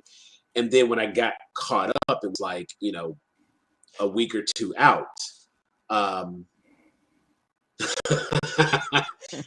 Pickle, you're right. Believe it. And we also, like I joked earlier, that's my ninja way. Like, yeah, that was annoying as hell. But like it got better. He stopped. The girl who the girl that be crying? Who the girl be crying all the time? You have to be a little bit more specific. All of them. All of them. That is literally one of the main tropes they use. Sakura? Okay, yeah, her. She was getting on my nerves. As I say, the main. Well, in OG Naruto, she was getting on everybody's nerves. That's not. I haven't seen a whole bunch, but when it was on that bridge, I was like, please, just die. Jeff, we're talking about anime here. The girl that cries all the time and the girl that has her ass hanging out, you've got to be more specific. Right. So that's why I said it's a goddess who's ass hangs out. In Naruto's case, see, I immediately went to the one, How to Pick Up Girls in a Dungeon. That was what I was thinking of. David, but when he said Konosuba, I was like, oh yeah, that one. David, speaking of goddess, Oh My Goddess, where was that? Oh My Goddess. Wow. That was such. Wow. Come on, guys. Wow. Stop making me mad about this list all over again. I just called. Okay, hold on. Let me pull up that article about Pokemon again. But to answer your question, Linda, like, and just to piggyback off of what Sam was saying, like, yeah, it's a lot of modern anime like nowadays are way better with voice acting because now they realize like not like every female that we have in the show cannot sound the same. My Hero, like we said, is a good example of that because of how the world of My Hero is. They kind of have to. So like Midnight can't sound the same as Froppy. Froppy can't sound the same as Toga. Yeah, like it's just stuff like that. Full Metal Alchemist does a really good job as well. It almost seems like it started with the animes that had big cast. Whenever stuff started getting more popular, they started like having more budget behind it, and also trying to get the same few people. They want to get the stars, and this way they all start sounding the same. And it's like whenever you have like an actor or an actress in Hollywood that you just abhor, but they're popular, so they're in everything for like 5 years, and you don't understand because he's so hot right now. But like Can't wait to hear John Bosch's Ichigo one more time. Let's do it. But it's like, this person literally looks like an alien. Why is she a leading lady? What is going on? Now, David, I do have a question. Leave Mila alone. Let's all guess who Linda's I'm not talking about. Mila. Oh, okay. I like Mila. Yeah. Let me guess. I like all the guess. David probably knows who I'm talking about. Is she white? Yes. Is she blonde? Scarlett Johansson. Yes. It's Scarlett Johansson. No, it's not. I do not like Scarlett Johansson either, but it's not because she looks like an alien. There's different. She in the MCU? No. DCEU? No. Any franchise? I don't know who you're talking about now. No. Rom-coms? Yeah. Who? Who you TV? about? So okay. A hint. She one of her first more popular. I actually don't mind Kristen Stewart to an extent in the right role. There's like she was three great. movies. She was great. She was great in The Runaways. Yeah, see, like she said blonde. She said blonde. Blonde, yeah, she did. She's blonde. So okay, she dyed it for the. She started this actress. One of her first breakout roles was she played like a supporting character who was like a big like ditzy bimbo type girl who's like really stupid, and she pulls it off really well because she has the right kind of strange spacey look to her. And then after that, she started landing leading lady. Oh, I know who you're talking about. I don't get it her. either. I cannot stand her. Yes, she was in Mean Girls. Okay, I know who you're talking about. You know who I'm talking about? The only one that looks like an because alien. we 100% agree on that. I do not get it. I don't. And then she ended up getting. Oh no! What pissed me off more than anything else was the fact that she got that role in Les Mis. Oh, okay. I know you're talking about. Like, got it. It hurts because she's actually one of the better singers in there, but I can't stand listening to her voice. She does not hit the notes in a pleasant way to me. They're very high, so that can be very difficult. But it's so screechy and just like flitty, and I can't stand it. It's almost as bad as the chick who played Joanna and Sweeney Todd, though she did a better job of like the nailing that kind of that woe is me, I'm the little damsel girl in distress type role. So she did a better job with that without it being like I could listen to like her a broke song. Christina Ricci. Yes, because she's more like what's that the chameleon. Her eyes are like too big and too far apart. Yes. And that's like, kind of the issue. Like because if you take Christina Ricci, Benedict, who has large eyes, but it's like they're centered in their. If her and Benedict Cumberbatch ever had like a child together, no, them kids were seeing 360. 360 vision. Look, you keep Benedict Cumberbatch out of your mouth, okay? Like he's amazing.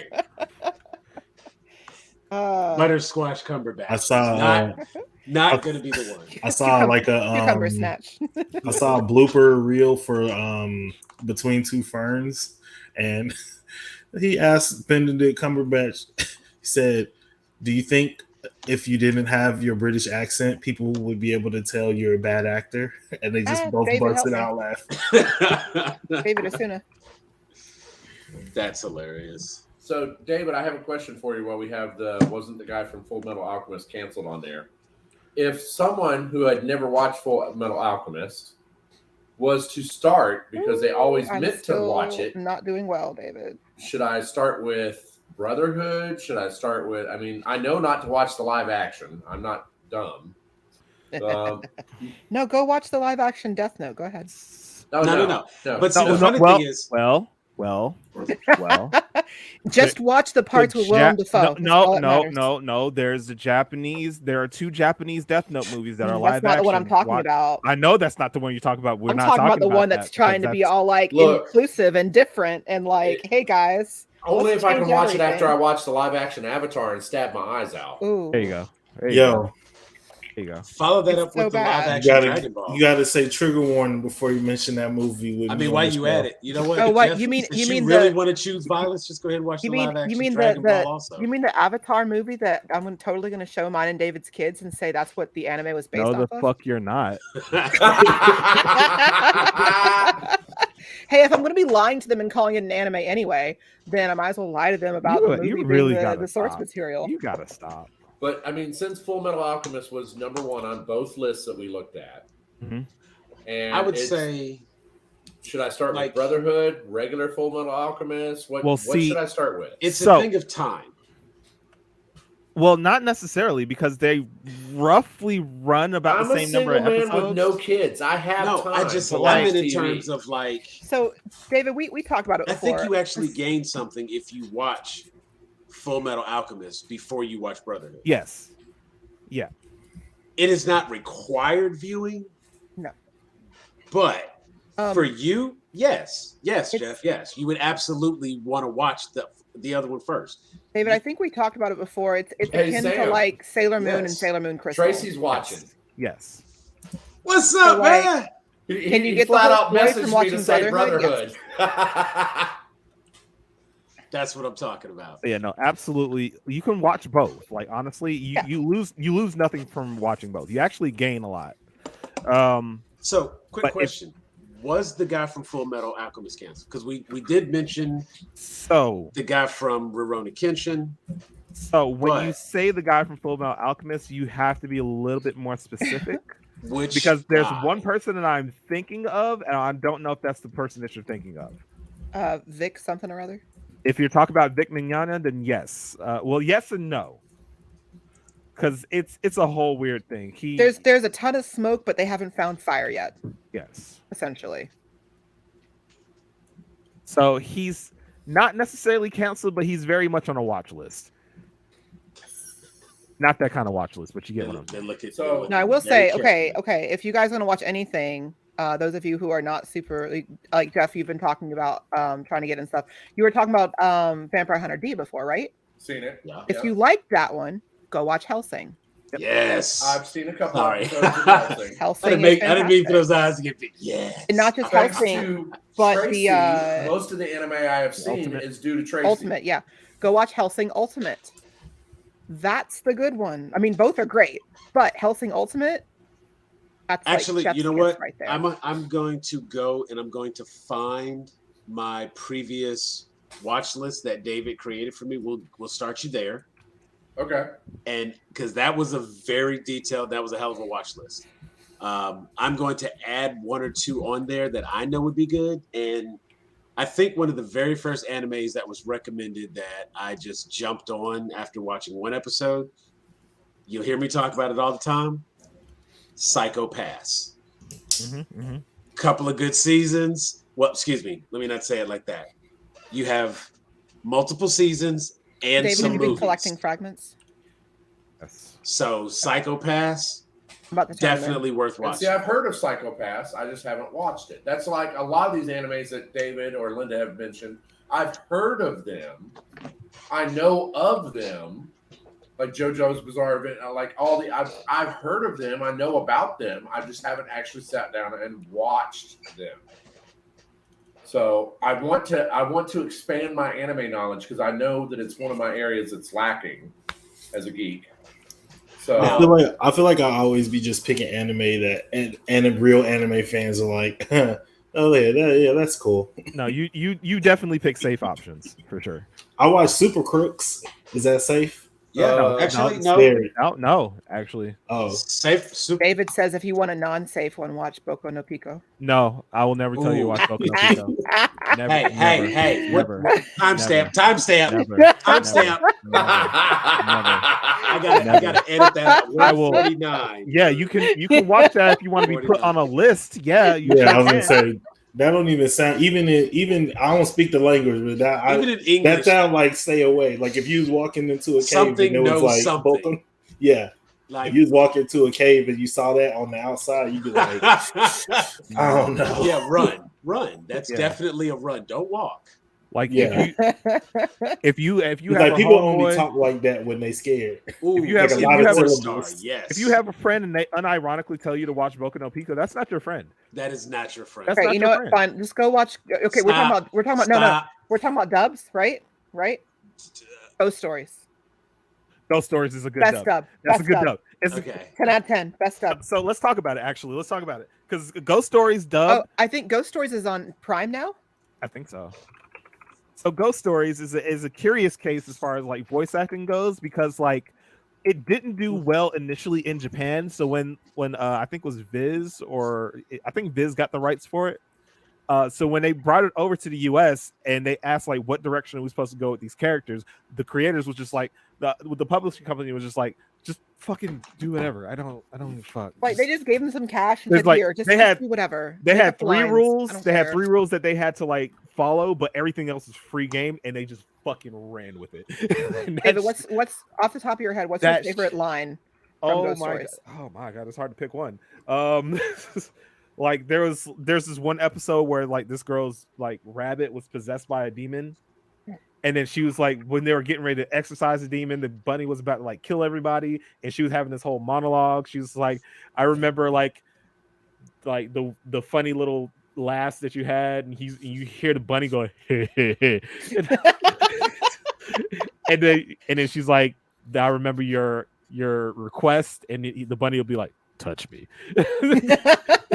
And then like she's like, then your reprimands, and he's like touch me harder. I'm like, Okay. what the Okay. but then, So but then the best part of that, she's like, now I know that we'll never be together, not because you're an animal, but because you're black. Like what? What?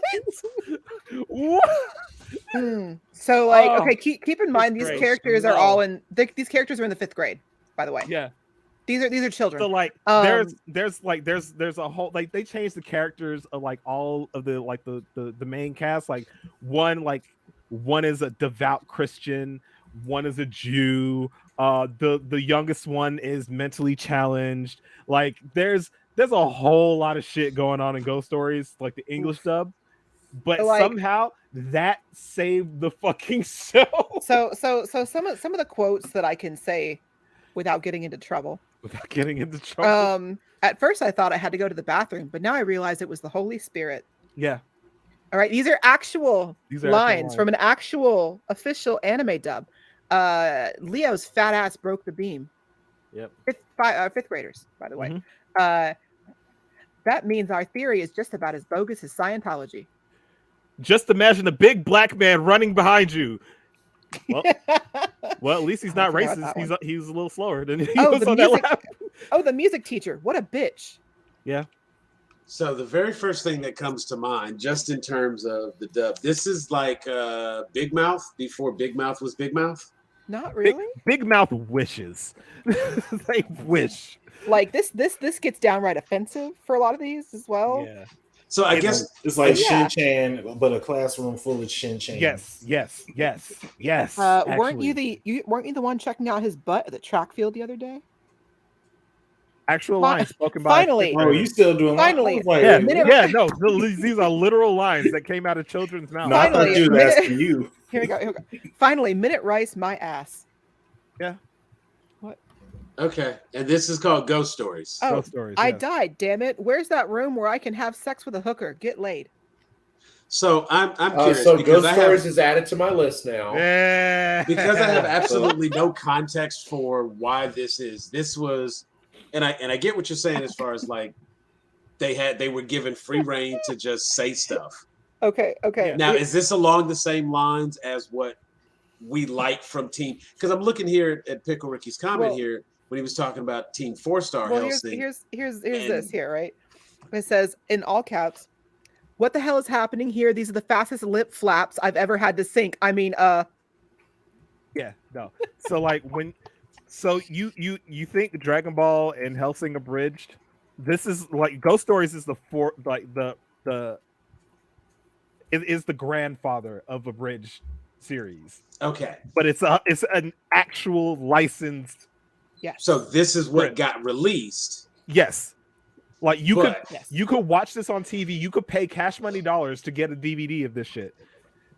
Yes. Okay, And it's just to me, I get what the dubbing is in that part, and I understand they do the voiceover, but this is like it got released that way. Yes. But see, it seems like that would be one of those things like what, like, dare I say, what is it about? It seems now that it's just about the dubbing. It's just about the dubbing, at least for the English version. Like it's a very kind of like basic like thriller horror story. Like it's basically Monster of the Week, but you just gotta like exorcise ghosts. Okay. It's very Monster of the Week, and that's why it didn't do well in Japan, because it's technically the most boring shit ever. But then you just give a bunch of voice actors free reign to do whatever the hell they want, and then boom, instant classic.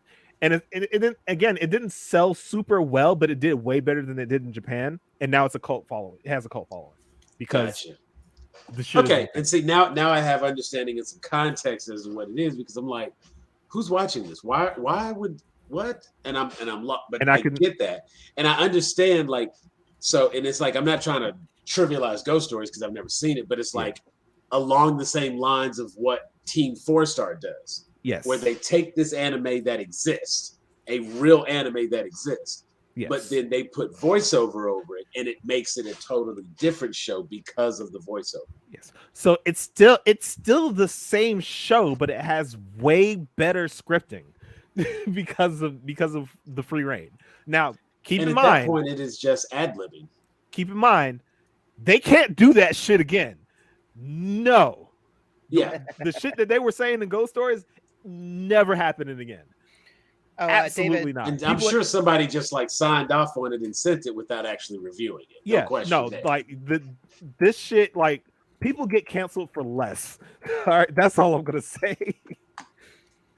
I'm sorry. So Dave, real quick. So you posted on Facebook what main character vibes do you give off, right?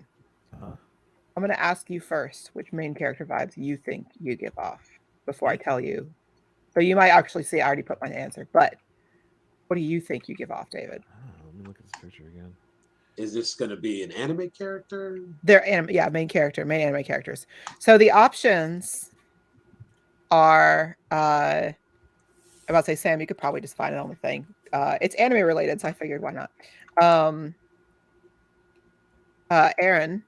Is that Eren Yeager, David? Yep. Eren Yeager. Eren Yeager. Light from Death Note. Luffy from One Piece. Psyche from that Netflix anime. Psyche K. There it is. I don't know the name of it. I can't. But yeah. Ichigo from Bleach. Midoriya from My Hero. Kaiji from whatever he's from. I'm sure David knows. Kaiji. I'm sorry, but Midoriya's superpower before he got All Might was crying. Okay, so Gintoki from whatever he's from, Edward from Fullmetal Alchemist, and Yato from whatever he's from. So judging by the descriptions they put underneath all of them, I put David is most like Midoriya or Yato. So for Midoriya, it says the nerd softie, crybaby, highly ethical, and helpful. I agree with everything except for the crybaby part. But Yato, it says his main goal is to be loved. Funny and chill, but has a highly serious, melancholic, unshown side, and logical and realistic. David, in my opinion, is a combo of the two. Okay. I was just gonna say Yato, but okay. So I was close to them, at least for what you feel. Yeah, what you feel. I can't words. And that's on Facebook. Okay. No, I wanted to. Oh, dang! I had it and clicked it. No, I had it and clicked it, and then I lost the image. So there we go. I got it. I got it pulled up. All right. Boom. Yeah, and this is good call because this is definitely. Yeah. Okay, so let's go around. Okay. I'm gonna bring it up so everyone can see and see their options. I guess while we're doing that, I guess So the list, like, just going back to the list, kind of, I'm just sitting here like, I thought we're not going to be getting more energy to that, David. no, because like, I mean, honestly, I was kind of thinking I had my 5, and I was thinking like if I was just taking the 25 that they had listed there, I certainly would have had. I would have had both Samurai Champloo and Cowboy Bebop probably tied at 2. I would have put Dragon Ball. It would have made the top 5. I was leaning on it being number 1. Just given what they have, I would almost have to say that from what was available, I would probably be comfortable putting One Piece at number 1, simply because it is obviously done well enough for the duration that it's done, that it is still being done. Yeah. And that in and of itself is an accomplishment and a feat to indicate that it stood the test of time. Oh, yeah. So if I have, One Piece at number 1, and I could probably do 2 and 3 as Cowboy Bebop and Samurai Champloo, in that order. Are you saying Samurai Shampoo or Samurai Champloo? Champloo. Champloo. Champloo. Champloo. Okay. So it does sound like Samurai Champloo. And honestly, Jeffrey, I'm surprised that you have not heard of this anime, like, or haven't seen it or something like that, because I'm like, this would likely be up your alley. What, Samurai Champloo? Yeah. Yes. What is it about? Heard of it. Man. Damn, how much time you got? Shit. David, just give the quick synopsis you did before. So basically, it follows two swordsmen and a young girl. Two Ronin and an orphan are chasing the samurai that smells of sunflowers. You have you're wild and crazy, you're super reserved, and your little lost female. The three of them pair up and end up becoming great friends. But it is some of the best anime and some of the dopest soundtracks. It gives major like Cowboy Bebop Trigun vibes. Yeah, I will look for it. I have an anime question. Sure. Because also so I feel like a lot of times when like I hear anime talked about, it is like what was it shonen? Shonen, right? Yes. Shonen, yeah. Oh wait, but like. Cause like I like a lot of stuff with like mechs and all that kind of shit too. Then you want to stay away from shonen. Yeah, no, that's what I'm saying. Like a lot of the kind of things that I watch end up being, and then I have to think like always. That's why I always bring up random anime in the middle of conversations, because I start off like I don't watch anime because I'm just like I don't watch Dragon Ball, Naruto, My Hero, all this stuff that people are traditionally talking about. But then I'm like, wait, I watch Super Crooks. That's anime, but it's not like. Not shonen. It's like fringe. I guess it's more like fringe feeling anime. I watch Tiger and Bunny. I watch some mech stuff that I don't remember the name of. I'm gonna say in general, you don't watch the anime that's most popular in your circles. Yes, because like yes, shonen is extremely popular. Is it the most popular of stuff? No. And that's why that's the biggest issue with the list that we all have is the fact that it's almost exclusively shonen. Because I ain't see. Let me look at this list again. But David and I have had a whole conversation, and I finally figured out and learned. Like you were saying, you like mechs. I found out I like isekai. I like the anime stories where you have a character who's from Japan or our modern world, and for whatever reason, they quantum leap into this faraway fantasy world, and now they're this raccoon be getting them, man. Other person, and some of them are Overlord, Rising of Shield Hero. And see, I've seen Overlord.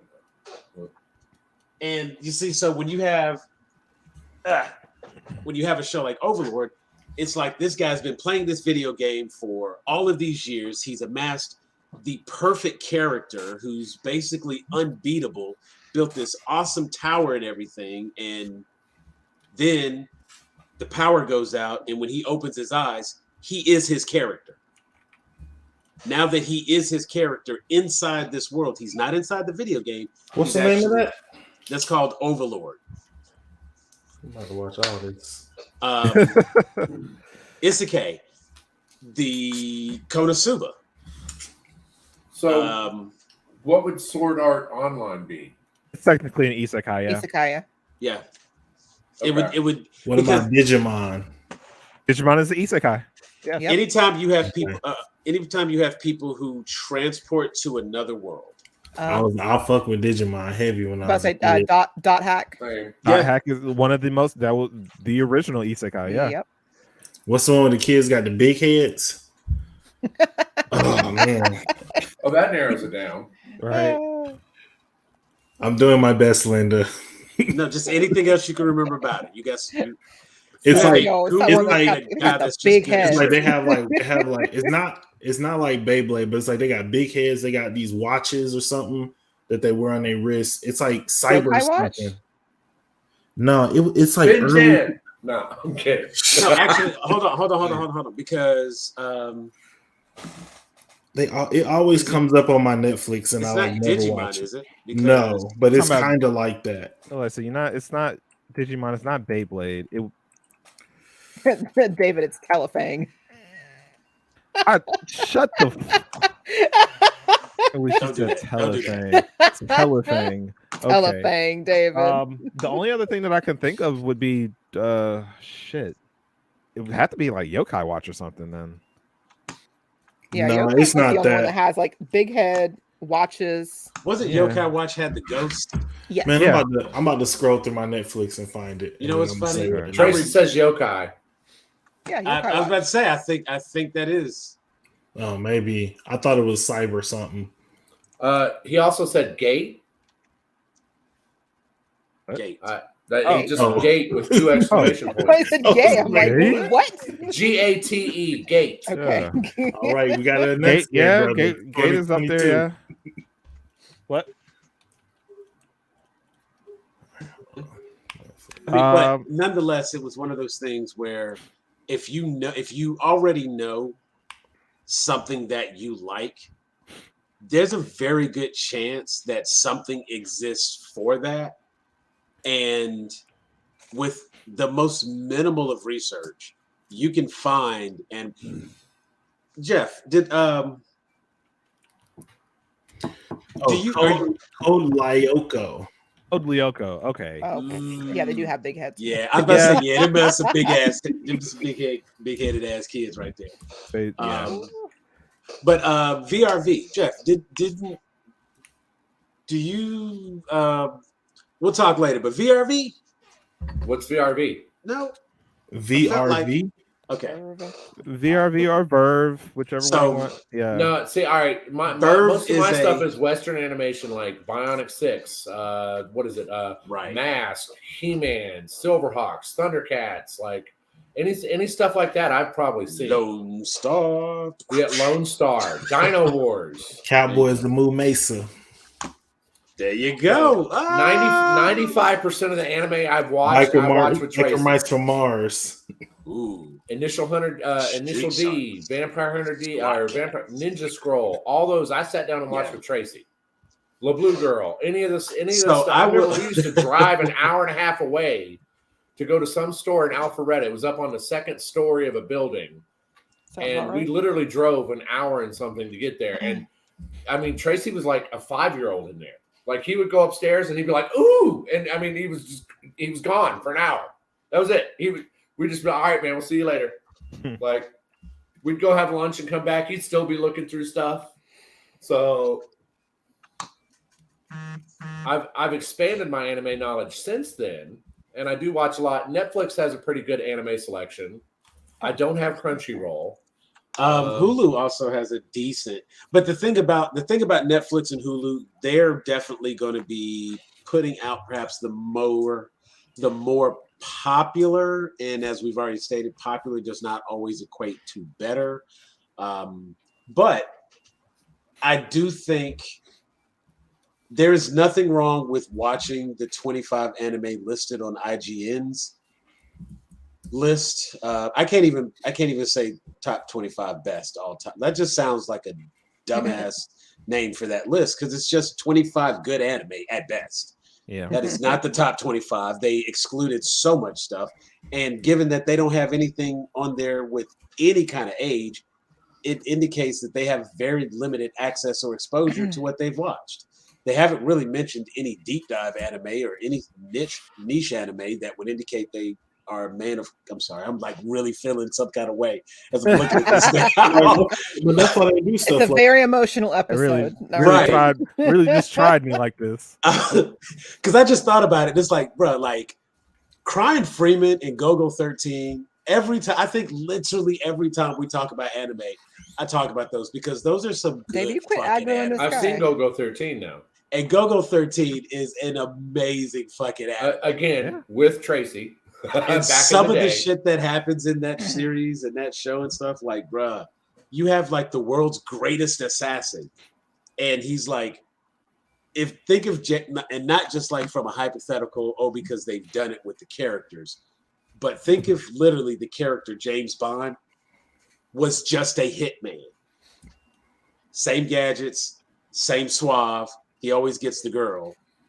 Somebody he met, talked to for 10 minutes is ready to jump in front of a bullet to save him type shit. You know what I'm saying? Like, he's just that cool. And you have this one detective, this one investigator who's, you know what? Take the Timmy Oliphant version of Hitman.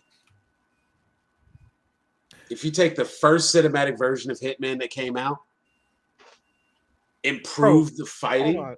Lupin the Third wasn't on this list. Nope. Fucking Detective Conan wasn't on this list. I'm mad again. I'm mad again. And see, and I just had the same feeling. What as I about sat MD here. Geist? What? MD Geist? It just, I mean, there's so much that they missed out on. And when you talk about all time, clearly they're talking about the top best 25 anime of all time in the last this year 10 years. Yeah, last 10 years, if you have Netflix, Hulu, and Amazon Prime. That is their criteria. I mean, all that shit is either bought or there's somebody just sitting around like, we got to do something to get clicks, man. Nah, this is definitely clicks. Like I said, I'm pretty sure this is a troll list. Like look at how much interaction they've had with it just in the Facebook post alone. Look, we were literally able to sit here and talk about it for 2 hours and bitch about it for everything they missed, everything they excluded, the fact that they have the current top 25 list incorrect. But I mean, I think we also have had a good exploration of like what things people can watch, like how to help people understand like different types, what are barriers to. So it's like we spend more time on like positive stuff, like most definitely. Most definitely. We keep having these moments and these flashes of anger because we look back at this list and we think like you can't say the of all time. You cannot say top 25 best. And I keep going back to like what we were saying earlier. Like, this is a very good list for people who are wanting to get into anime. Like, this is a solid like starter list for some good shit. Like, for sure. And you know what? If you watch these 25 anime, you will be able to sit and comfortably have a conversation about anime. Yeah, you got a little bit of almost everything as far as like shonen goes. Like, because it's shonen, but it's not like strictly shonen. You got like shonen that has like some depth in there. There's a lot going on in this whole list. But you can pick. There's something in here that everybody can be like, okay, I like that one. It feels like making like a top 25 Marvel characters list, but only based on like MCU knowledge. Right. So, David, you know what else is a shame it wasn't on there? What's that? Memories. Memories. Okay. Memories. If you guys don't know, it's a science fiction anthology film. So there's actually 3 parts to it. That was released in like 95, and it is gorgeous. If you guys love like that older like anime style look, like Vampire Hunter D, that's like super detailed. It's so pretty, and it has such a great like storyline to it. But yeah, Memories. I think you can watch it on Prime, Amazon Prime. It's definitely not a super well known anime. I actually discovered it from an AMV that was set to a Phantom of the Opera thing. So, in fact, I think if you just type in like Phantom of the Opera AMV, it's like the first thing that pops up. is the one made to the magnetic rose portion, which is the first part. There's magnetic rose, stink bomb, and cannon fodder are the 3 different parts to the anthology film, but it's really good. You know what, man? I ain't getting no Goblin Slayer.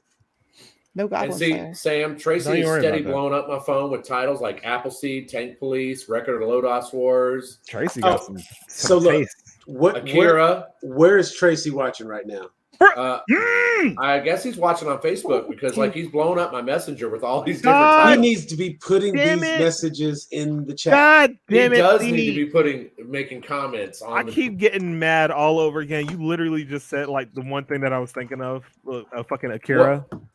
What is Record of Lodos Wars? Because that is one of my favorite animes of all time. Man. Favorite movies, series, whatever. Even I know if it don't got Akira on the list, you're not. You can't say the words all time if you don't have one of the greatest. Here's another little interesting screen grab that kind of came up earlier, and this is for both Jeffs. David, thoughts? People will argue for hours that these shows count as anime. We got Teen Titans that had the Daddy Shop. Memories is not available on Amazon. I know that's so not. But this falls under the category of what we discussed earlier, correct? Robotech.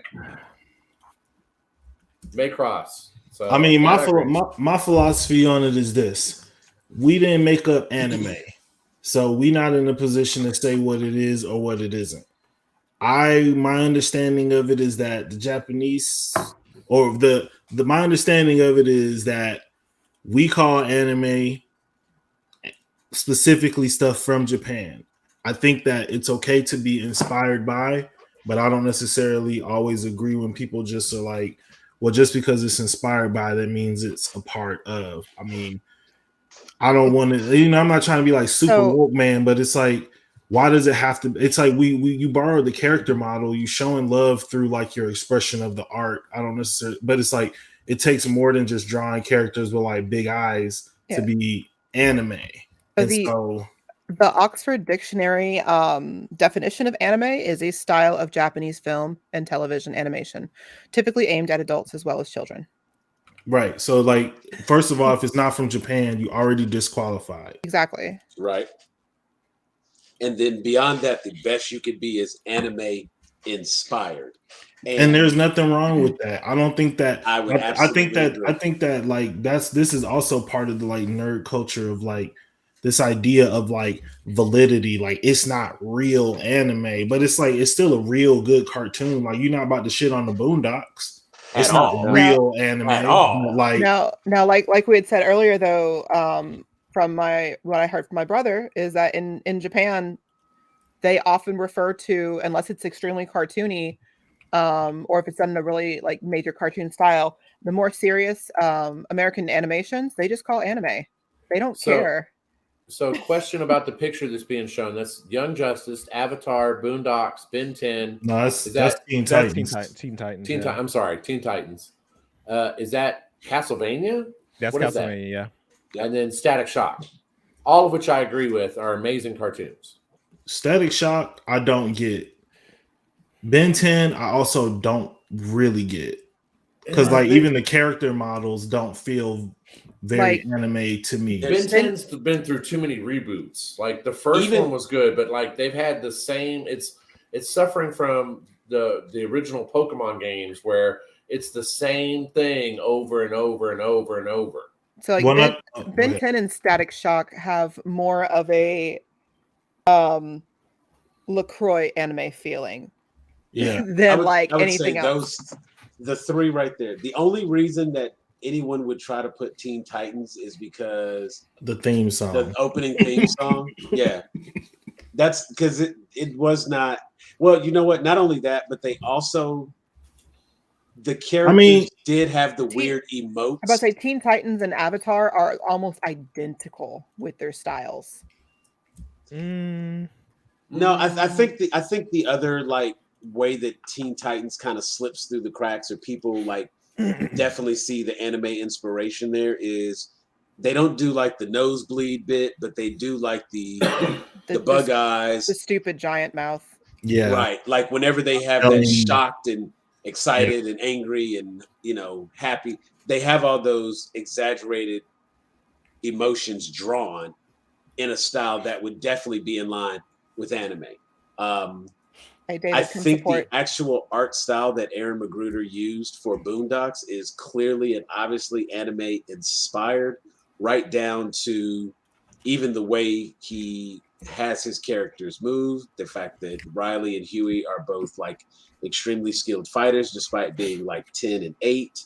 I mean, you got to be, I guess as somebody who was like a fledgling teenage artist when like Boondocks really started popping as like a comic strip, you could tell Magruder came up in kind of the same thing as us, where it was like a whole wave of like black artists switched to a more anime style in the 90s. So there's even like, if you look at a lot of so they grew up drawing Dragon Ball because that's all the boys drew in school. These Dragon Ball characters. Yeah, and so a lot of the newer, like some of the newer black comic book artists are drawing anime style, manga style, or influenced. See, and that's why it's characters and face models, but it's still just like it's an influence. It's not the real deal. And that's why it's not just anime, but specifically you can pick out a lot of the Dragon Ball style.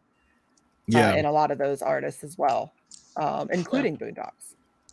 Yeah, and they definitely have like those moments, but Boondocks is a show all on its own and does not need to be anime. It is still fantastic and great. Same for Avatar. I think people just all of these shows. Actually, people just don't know how to categorize a show like Boondocks, where it's like this show is animated, but it's just a TV show, but it's just animated. But because it's animated, and they gotta put like this other thing on it because they don't want to say I watch cartoons. Oh, definitely not. You know what I mean? Like even Jeff earlier was like, yeah, my friends will be like, I don't watch cartoons. It's like, man, you're missing out because there's a lot of good ones out there. Oh, you don't have to watch that argument with multiple people. They're like, oh, I don't watch cartoons, and I'm like, yeah, but they can do things in cartoons they can't do in live action. Right, and that's that. I mean, I start them off with something like Love, Death, and Robots that has it's short, different animation styles. And then if they like some of those, then I introduce them to something deeper. Well, plus most people have Netflix, so it's one of those like that's an easy one to go to. Yeah, it's like okay, you like The Boys, we'll go watch Invincible. Right. And now that you're hyped up on Invincible, oh well, check this out. Ha! Surprise, anime, bitch! Like exactly. No, I love stuff that bridges gaps, and gets people like interested in something that they never would have thought to before. Mostly because they look down on it, and then there's something that comes through to kind of like, oh, well, this is actually not, shameful as you thought it was. I know with video games, surprisingly enough, Kingdom Hearts did that. Yep. For a lot of people, they're like, "Oh, I don't play video games. Video games are for nerds. They're stupid." Oh, is that Mickey? And then all of a sudden, like, "Oh my god, Disney characters! I love this. I want to go play this." And then video games are cool again. Like what? I had this may or may not have been based on an actual true story of someone who used to bully me from time to time. It was I hung out with this person because there wasn't really anyone else to hang out with. That was another girl. My mom wouldn't let me hang out with guys like that. So I didn't have a choice. But I got made fun of a lot for liking quote unquote boy things. But growing up with three brothers and being poor and you all shared toys, guess what? I was the minority. I had boy toys to play with. And not in the way I would like to play with, but that's a different story. But no, so I had video games growing up. I had Turtles. I had exactly. I had Legos. I didn't have Barbie dolls. I had I think 2 Barbies that a relative bought me. And so anyway, then when Kingdom Hearts came out, my friend brought it up to me. And she's like, "Oh yeah, I asked. I'm playing it on my brother's system. It's so good." And I'm like, "You don't like video games? What are you? You've actively made fun of me multiple times because of video games. Oh, that's not for girls. That's for boys. Not just for boys. That's for losers to play, wasting your time on that. Okay, well, now you're sitting there playing it, super engrossed that, oh, it's Mickey. Hey, and look, there's Donald.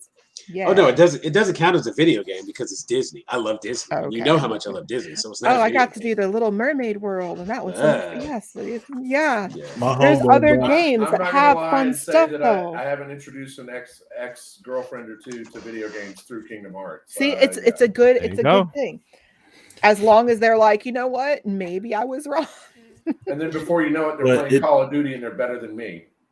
But it's a bad video game for like kicking it in the dorm with like a bunch of dudes who want to play. I mean, I don't. No, my homeboy came back from Christmas break with Kingdom Hearts, and he was like hyping it up. He's like, "Nah, this is dope. It's like Mickey, but it's like sword fighting and this and that." We're like, "All right, throw that shit on." And after 15 minutes, we're like, "Man, we're not trying to watch you just walk up the stained glass windows." Honestly, I'd say the same thing about any sports game, but I actually like some kind of story and like purpose.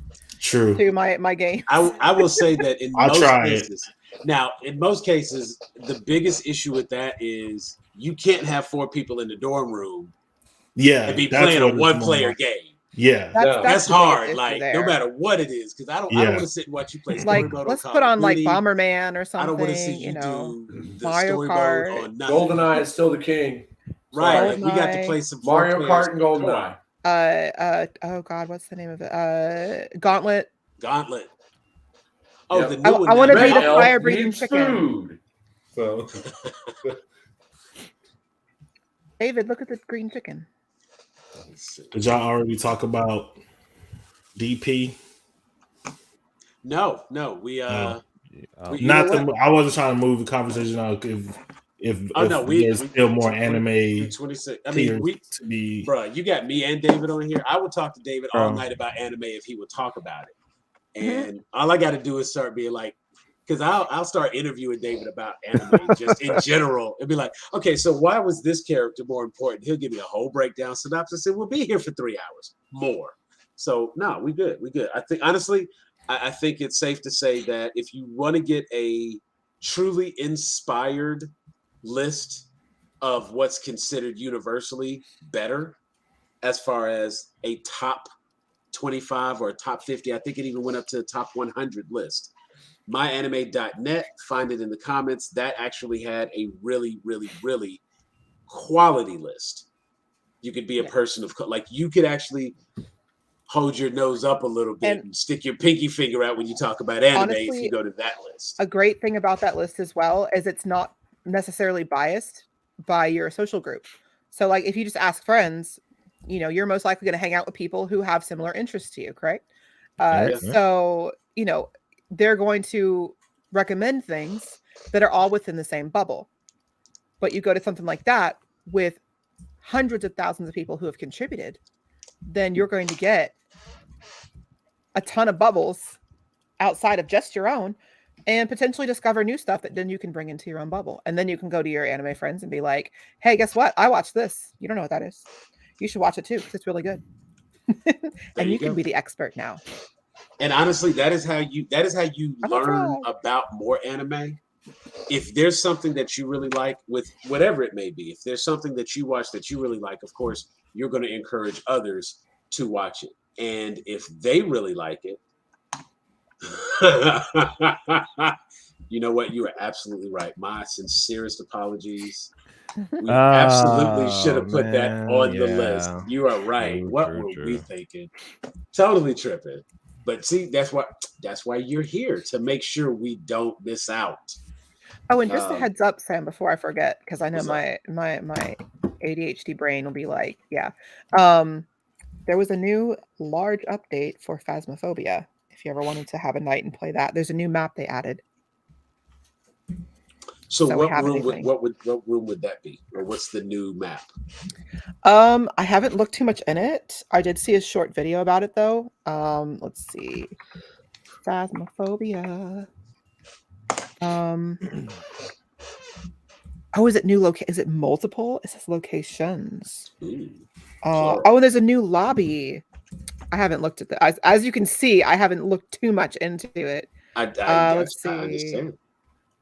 You have to. There's a new custom difficulty. See, adding that new to locations. me, a custom difficulty. Let's see. Oh, here's I'm trying to find the log for it. There's trophies now that you can put in your own cabinet in the game. That's fun. Trophies. Custom difficulty. Okay, so new difficulty where you can create your own games, modify existing difficulties or create your own, come up with crazy challenges or just have fun. Each option is tied to a reward multiplier, so you can still earn money and XP from your custom games. So player sanity pill restoration amount, so you can change how much sanity you get per pill you take, what sanity you start off with, sanity drain multiplier, drain speed multiplier, sprinting use allowance. Oh, this is fun. Flashlights being broken, losing items on death toggle. They have stuff for ghosts as well and stuff for the contract, including like weather, how many doors are open to start with, how many hiding places are there. So they have a new location. It's the Sunny Meadows Mental Institution, which they have an asylum already. So, but this. Oh no, that's what it is. They redid the asylum. It got an overhaul. Oh, that's fantastic. So it's actually has stuff in it. It's not empty, like vague rooms. So it has distinctive room designs. There's a morgue, a hospital wing, courtyard, experimental area. The ghost will lock each wing's main door when it hunts. So prepare an escape route while you're safe. Oh, that's fun. Oh, and you can play a smaller, more restricted version of the asylum because it's such a large map. Right. So if you didn't want to have as many people like completely lost and separated, yes. If you wanted to play like a smaller map, but you still wanted to try out the asylum, you could try it out in like different areas at a time. Ooh. That's so cool. And they have a smaller version of the campsite as well. Nice. Linda really likes this game if you weren't aware. And it's really good. we did stream it one Wednesday for our weigh-in Wednesday. So we you know what, we'll need to pick we'll have to say something like fourth Wednesday of the month will be our game streaming Wednesday. And or maybe every other third Wednesday or something. We'll have to put that on the schedule so we can rotate some gaming in and have a game night. And we can get into doing some other cool stuff since we're like starting to have some people sit in and with us and watch, and they can jump in and be a part. And Sam, that goes back to what we were talking about earlier today with themes or outlines, because on nights that we don't necessarily have an outline or a theme, we do tend to ramble. And like tonight, we've mostly stayed on task. I'm proud of us. So I made it very simple. We had one topic tonight. We weren't going to do a weekly recap review look, if you like the shit, you watching it anyway. So you don't need me to tell you what happened this week. Now, David, do you want to start 5670 or leveling? I will in a second. If something really big happened that was worth discussing and it was just like, cool. But y'all already know I'm not really hyped on Ring of Power. It ain't nothing happening on that yet. I'm still waiting for that big thing. Maybe this past week was the big thing, but I haven't even watched this last episode because I'm like, not really. You didn't really miss anything. I didn't think I did. That's what I'm saying. Like House of Dragons has done a good job of having different arcs. Rings of Power is still building towards something, and they have yet to reveal. So they've yet to hook me. I'm watching it solely because I'm a Lord of the Rings fan. Same. And if you're not a Lord of the Rings fan, I cannot in good conscience recommend this to you. Not yet, no. Even Wheel of Time is better than Rings of Power right now. So far. But I did see something really, really cool. Linda shared it, and I saw what it said, but it wasn't until I was actually on TikTok myself and saw Ryan Reynolds' TikTok. Yes. That was his Deadpool 3 announcement. Yes. We've known that it's a thing. We've known that it's been coming, and the acquisition and all the mergers and the buyouts, and this company now belongs to that company, and the House of Mouse owns everybody, and it won't be long before they acquire DC, and who knows, maybe we'll start getting some good movies. But as long as they don't touch the animation, I'm happy. And just bring the animation team. I think the animation team comes over, they're safe. Like they'll just be like, walk in, keep it up, and leave. Like that's how that staff meeting goes. But everything else, like poor Kevin Feige, now he's got to start reading DC comics. Damn, man. He probably already has a secret vault like somewhere in his house, right? With, like, a whole DCEU plan, right? You know what I'm saying? And you would think that, like, you a big time director over here, why you not friends with the big time director over there? I be trying to be buddy up with the comp. You know what I'm saying? Like, so you really sat there and thought out all of these movies. Okay, how many movies have you done already? You got 10 movies laid out. You already know what the story for 10 movies. Okay, make story for 10. You know what I'm saying? Like, copy the homework. Just switch it up a little bit so it don't look like you copied it. But yes, the best part about the Deadpool 3 review or reveal was the background where Ryan Reynolds was so deadpan. Hey, by the way, you want to do another movie? Yeah, sure. So, yes, that was the deadpan humor in that got me. But see, I've already so just the first of all, with Ryan Reynolds, part of his appeal is and always has been his deadpan. I was gonna say, have you ever seen him do anything else? Like he's I've seen him like yell that and pan scream. is dead. I've seen him like yell and scream, but that was what the scene called for, not as a reaction. And the funniest thing I saw was a video of somebody who did an impersonation of both Ryan Reynolds and Ace Ventura, and said that Ryan Reynolds is doing an Ace Ventura impersonation in deadpan. Once you hear it, you can't unhear it. Facts. I think I've seen that, and I agree. So, and it's like now every time I hear Ryan Reynolds talk, I'm like, yeah, that's exactly what it is. And then the teaser trailer for Deadpool 3, where he's got the bow and arrow, but then you have to actually look at the arrows he's using, and they're Wolverine's claws. So I thought that was great. So yes, one more episode. Just I'll let you know when there's something to see. I promise. I'll be the first one. I'll do a special episode as soon as Rings of Power shows a damn ring with power.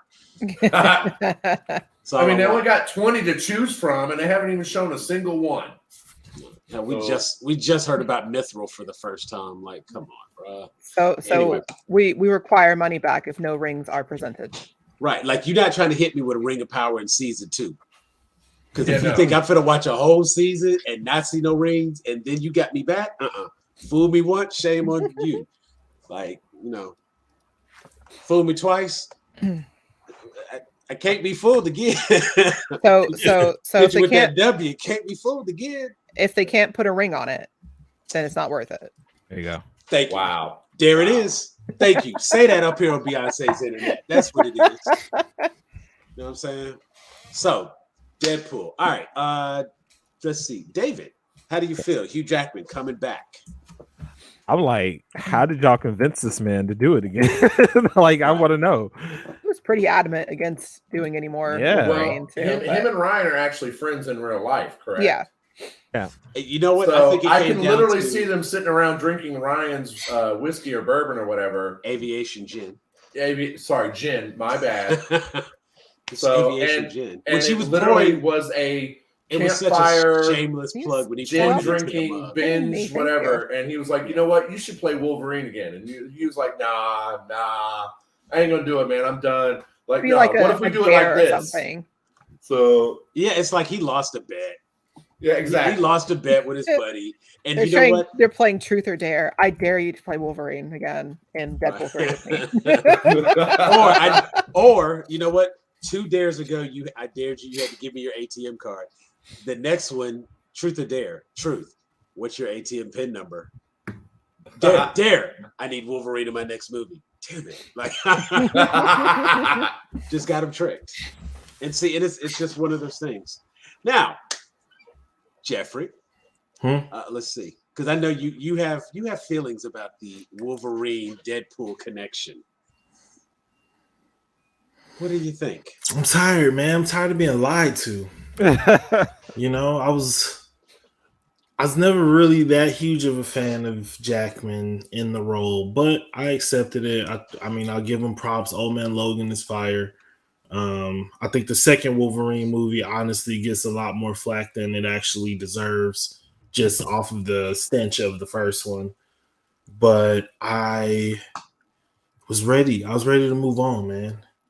And this morning I just got that "Hey Big Head" text. And, I was like, I don't want to do this, man. I've been doing good. Been, healthy. Texting with a couple people on Marvel Tinder. Right. A couple people want to come and slide into the role, and gotta see it through, my boy. As soon as I'm feeling healthy, I'm good to go. Gotta see it through, my boy.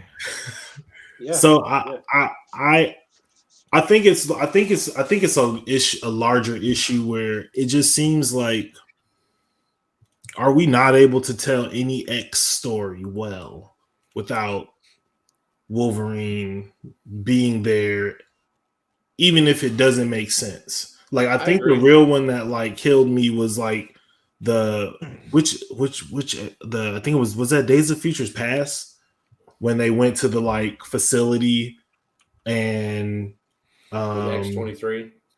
No, that was Wolverine. It was Hugh Jackman.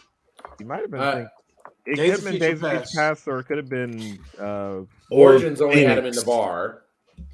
All I remember, it was like him and like Jean Grey, but she's like a teenager, and then he like looks at her and then runs off in the woods, and I guess that's supposed to be like, oh, that was because they went to they got rounded up and they all took them all to that facility, and that's when Wolverine got out, and he was like slicing people up, and they kind of got out as like collateral damage of like what he was doing in the other part.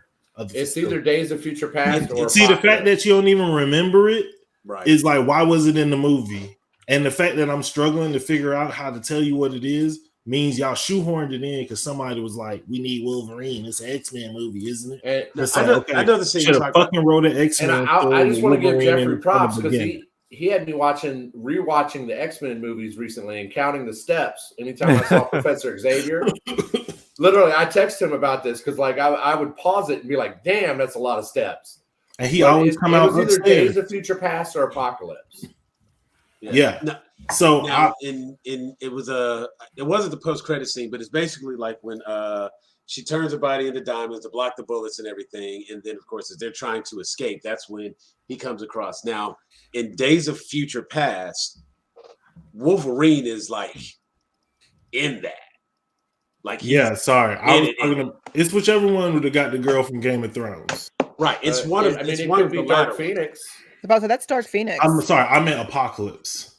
Okay. I mean Days of Future. It's either Apocalypse or Dark Phoenix. I don't remember which one it was, but I just watched them and they're forgettable. So because Dark Phoenix is one with the chick from Game of Thrones. Yes, she was in Age of Apocalypse too. She's in Hey, what up, Grimes? Yeah. I mean, even the fact that they put Wolverine in Days of Future Past as the central character is like, like people want to complain about accuracy. Like, where's the like protest for that? No, but Wolverine, like, right. We have to have Wolverine. And the only reason they did that is because they haven't introduced Kitty Pryde yet. Yes, they did. It was just played by now Elliot Page, but Kitty Pryde was the Juggernaut. No, you're right. Like You're right. I forgot. And she was in Days of Future Past. They used her as some like weird mind conduit thing to send Wolverine back. She was the reason he was actually able to go back and do it. And you know what? So not only did they take her part, but then they was like, it's like, imagine if somebody was like, I'm gonna give you a car. But then it was like, no, I'm gonna give it to you. Then they end up giving it to your little brother, but then your little brother too young to drive, so you still got to drive him around everywhere. You got to drive him around in his car that was supposed to be yours, but it ain't yours. You can't go nowhere without him in it because it's his car. Yeah, that's a fight. They said it was Trace said it was Age of Apocalypse. So. Age of Apocalypse. Yeah, but I look at it and I just say, like, I think the dependence on Wolverine gets away from what the spirit of X-Men is all about, which is focusing on like a collective of different individuals who all have like different powers and different abilities. How can we get these people to bond together over their like desire to have the world see mutants in a more positive light, right? If everything is just hinging on this one dude, just make Wolverine movies and call it that. Like, stop giving me Wolverine and the X-Men movies and putting it under this X-Men banner. You know what I mean? I get why they changed some of the stuff, but like, even like Emo Rogue, like, I was happy to be done with that. But it's like every time you bring one more character back, it's just like a foot in the door for the rest of these mofos to come through. And I'm tired of it. I want new. Now I will say I'm leaving open for the possibility that it will be good and it will be done well, because I have enjoyed the Deadpool series, and I do think that Deadpool being the first of the Fox movies to come over into the MCU is actually like really smart, because you can get away with doing things that you couldn't exactly. get away with. Like, he will have commentary on this new world that he's in that will be very, very interesting and done in a lot better way than I think introducing like the X-Men into this world. Now, tell us how you really feel, bro. Tell us how you really feel. I can't say they all suck. Would you feel that Wolverine is the Marvel equivalent of the Joker? It's just the Marvel equivalent of Batman. Yes, he's the Marvel equivalent of Batman. For me right now, Loki is the Marvel equivalent of the Joker. Okay. Yeah.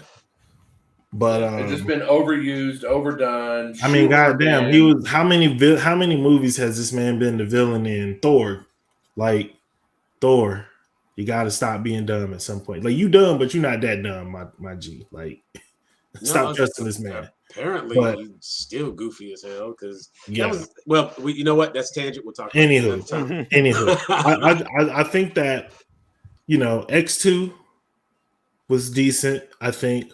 But I'm just waiting for them. I'm waiting for an X-Men movie that really can like hit the spirit of what X-Men was about. I mean, X-Men is not a somber comic. It's not a somber cartoon, but all the movies just feel so heavy because it does have an element of, I think, the social justice aspect of it with the origin of how the story started, where, you know, it is a racial allegory in its original form. But I think like it still was bright. It still had like hope. It still, you know what I mean? And I think I just hope like that the spirit is done differently in the MCU, and bringing other people from previous movies where it wasn't done right worries me, because they gonna come in with the same energy. What would you say is the strongest X-Men movie then? Because for me, it's X-Men Origins. X2. Okay.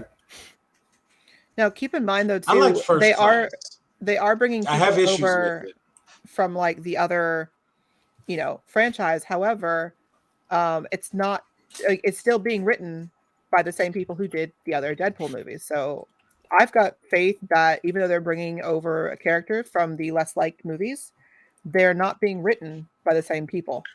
And the actors themselves did a fantastic job with the characters of what they had. I have faith in Ryan Reynolds being so in love with Deadpool that he's not going to let Deadpool be misrepresented. Yeah.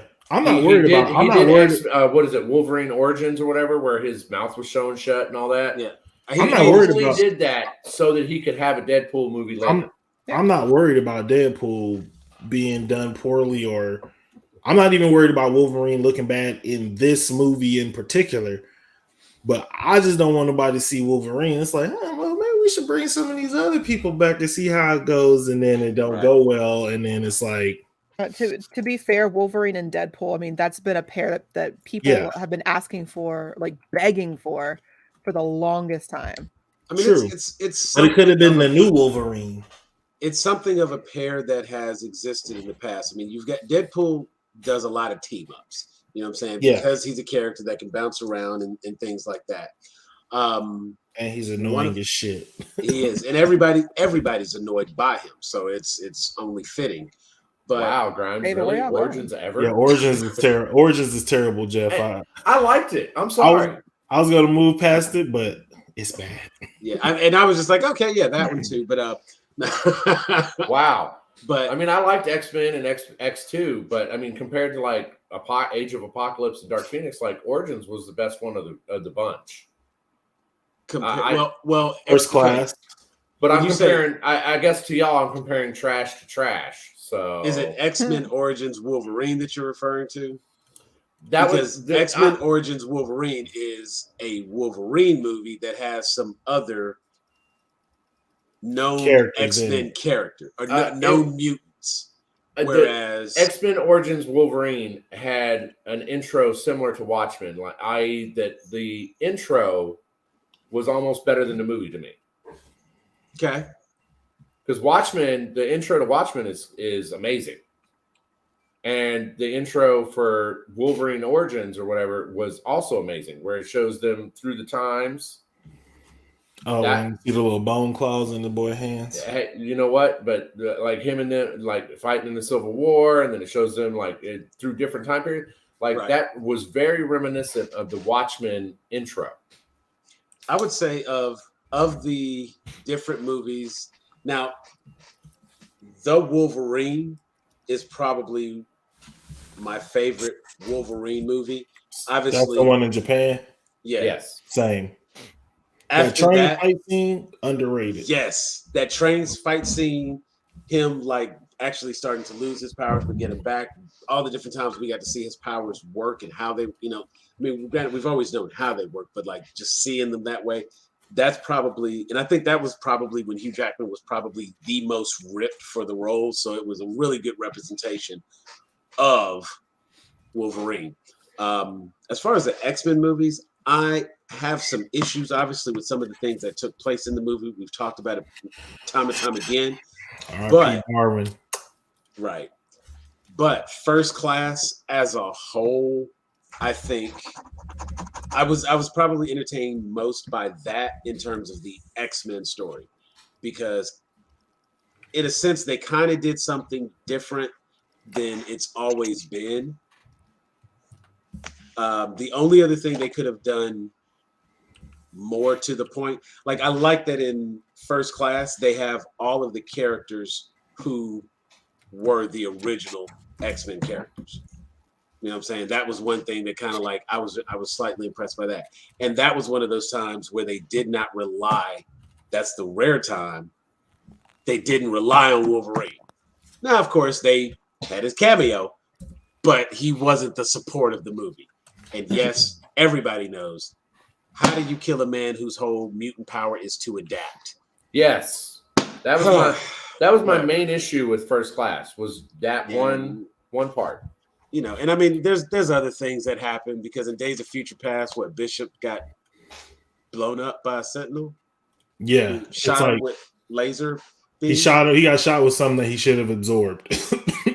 Should have been able to absorb, transfer, and redirect back. But yeah, obviously, some people, and it's one of those times where it's like, oh, you're trying to appeal to the masses. Maybe we don't deep dive, but it's like that's a basic fucking power. But also, here's the thing: if you're gonna show Bishop for the first time, why would you just not do the story where Bishop comes back in time? Why are we doing all this future stuff and then we going all the way back to the past in the 1960s and all this stuff? Like, you could have just not showed it. Yeah, you could have just not showed it. Yeah, you could have just had Wolverine misrepresent him. Yeah, and I think it's like I do think like I appreciate Linda's point about it's going to be different people handling the characters, and maybe some of those actors would be good moving forward. But I just felt like Hugh Jackman, like my G, like we're starting over, and you're not like old, but like you're a little bit old for us to be like starting in the MCU with the X-Men if we have a chance to like reset. Because Wolverine is supposed to be like age very, very, very slowly. So, well, I mean, I can't see anybody else as Wolverine on the big screen than Hugh Jackman, just because he's been in so many cameos and movies and all that stuff. I am ready, however, for a new actor to fill that role. Just like I'm anybody in mind, Jeff? Who would you? Who? Me? No, Jeff. Yeah, I'm sorry, no. Miller. Oh. No, actually, I don't, because I don't know a lot of these up and coming actors. But if Jeffrey has somebody in mind, not yet. I don't think that's one we've specifically. I personally think that I agree with that. He's short. He's angry. I'm with it. He doesn't get angry. Like, what's up, Gene? Snick. Sneak, bitch. Sneak, bitch. That's why I cut the top off your car, Cyclops. Everybody hates you. What you doing? You're always kissing the professor's ass. That's why nobody likes you. The new Wolverine needs to be a complete unknown. It needs to be somebody that has not been in a lot of stuff, that has not got a preformed idea of what kind of actor they are. I don't need Robert Pattinson in it. Somebody from Australia. I've seen in other movies. Yeah, they need to be short, angry, and have the hair. Or they could be Canadian. Good. So I'm just saying, if they really wanted to, they could. Because I don't want it to be the chance that they've been on like a CW show. Good point. Because you know what? What if? Okay, so your boy from Riverdale. God, he gets me every time with that. Archie. As Wolverine, he too big. You think so? He too tall. I don't really feel like any of them are that tall, though. Hugh Jackman was too tall for Wolverine. Oh, like KJ Apa. That's part of the reason why I ain't like it. Like, you eye to eye with everybody.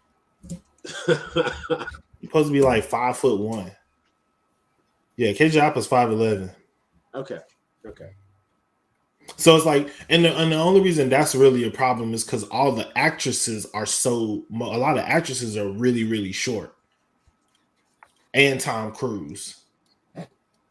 Like if Tom Cruise was young, I would cast him. I was about to say, I guess that's our answer. We gotta make it Tom Cruise. But at least we know he can run. David, you're doomed. I promise you. That's one thing he can run. He would be like, I do my own stunts. I don't want any CGI on my berserker. So what they did was they put the knives in my hand. Like, yeah, I got the implants. There's like blood all over the interview. Right. You know what I would actually like to do, and you know what, Jeff, this is going on my Jeffrey, this is going on my list. This is how we do our introduction. And I mean it's a bit too early, but you know what, damn it, I want to see it anyway. Marvel Wastelanders.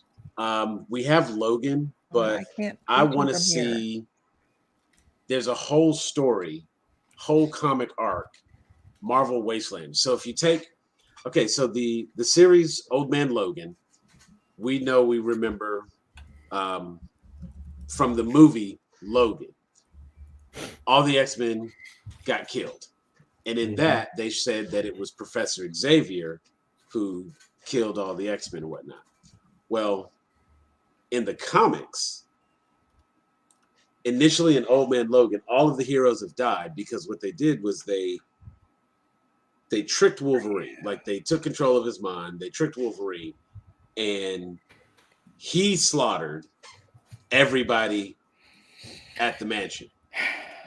And once they had the X-Men out the way, they were able to go in, do all this other stuff.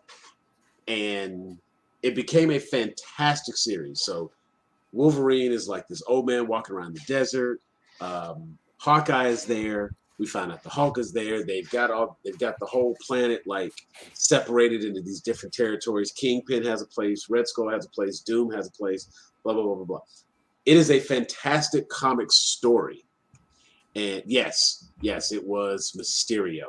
Mysterio tricked him. And I want to say it was Jake Gyllenhaal. I want an Age of Apocalypse movie. Somebody actually took control of his mind but then Mysterio made everybody appear to be other villains. So Wolverine thought he was fighting bad guys. Meanwhile, he's actually like slaughtering the X-Men and whatnot. And there's a couple of people that are still floating around, and there's been more stories that have come out since then. They got a whole podcast. It's dope as hell because they got Old Man Logan, they got Old Man Hawkeye, they've got Old Man Quill. That's a whole new story that's happening right now. And they've got a podcast that's happening. You can check that out on Spotify. You can also check out Grown Ape Geeks on Spotify.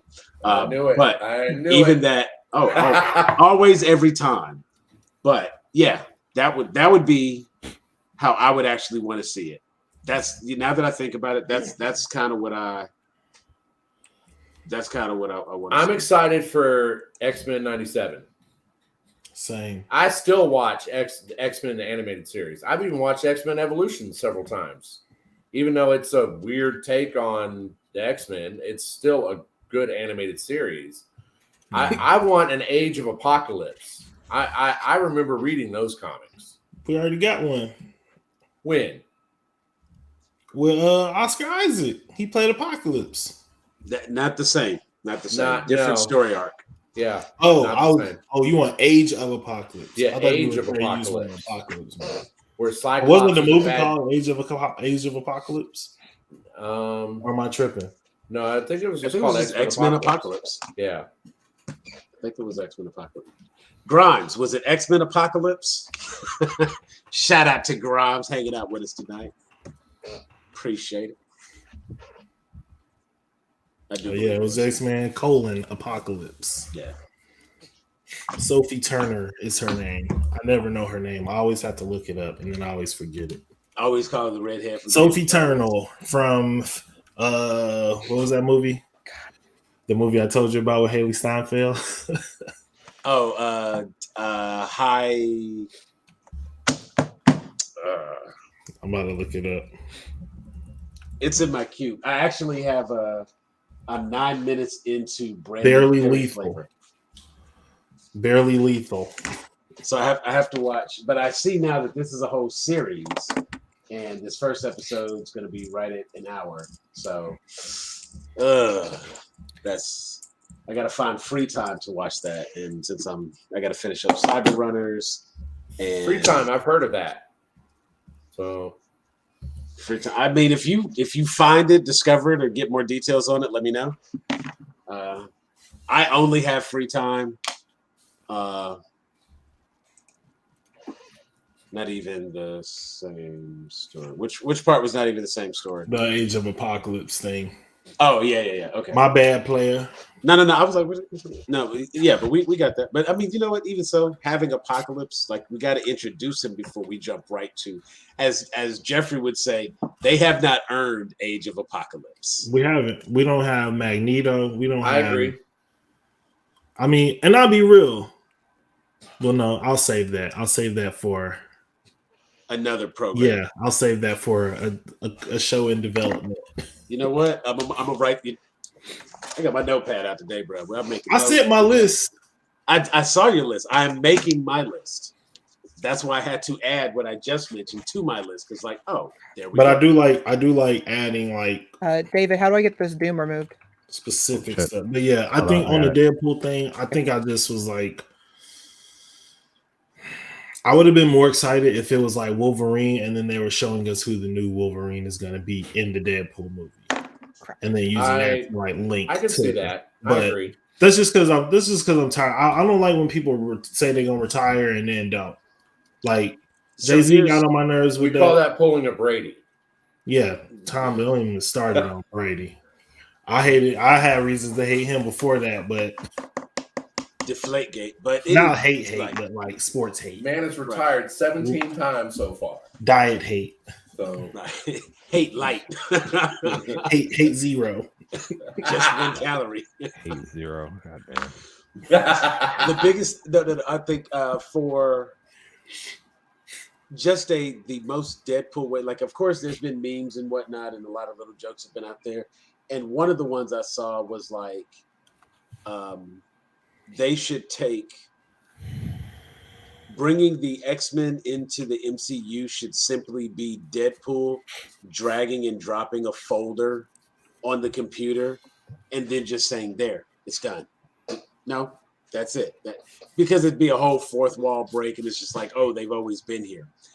To your point, as far as having him introduced, since we've seen Deadpool kill Ryan Reynolds before he was able to do the Green Lantern, since he now has a time travel, why would we necessarily have to? Because remember, we've already seen Hugh Jackman in the Deadpool movies. Granted, it was a paper mask with the eyes poked out. And that was kind of a joke there. And so now, instead of doing something like that, what if it's actually Hugh Jackman that's in the movie? Not as Wolverine. As Hugh Jackman. But just Hugh Jackman. And he's just calling Hugh Jackman Wolverine the whole movie, but it's not. It's kind of like how Quicksilver wasn't Quicksilver in WandaVision. Exactly. Or he's just like, do the claw thing. He's like, I don't know what you're talking about, dude. Deadpool is like, no, I've seen all your movies. He's like, what movies? It's like, all the X-Men movies. When you were like, my name's Hugh. He's like, yeah, so you're a fan? And then, of course, like, just make it fourth wall inside of fourth wall inside of fourth wall kind of thing, where it's like the X-Men movies exist in the Deadpool universe, even though the X-Men are real. No different than when the X-Men comic existed in Logan, when at one point they were really X-Men, but that was a long time ago. It's doable. It's just you have to be creative with it. And you know what? You have Deadpool, you get to have a little bit more freedom to be silly and do it in a fun way. That you didn't lie, you did bring Hugh Jackman back, but not as Wolverine per se. Or maybe he goes trick-or-treating and he's got on a Wolverine costume or something dumb like that. That would be awesome. But then he say in the thing, you want to play Wolverine one more time? And he says, sure. Yeah, sure. Right. And then, of course, even the claw scratches across. But there you go. It's play Wolverine. So he doesn't have to go full makeup, full costume, the whole nine. He could just be reading lines. How much is Ryan paying you for this? I'm not going to tell you how many shares of Aviation Gin he has now.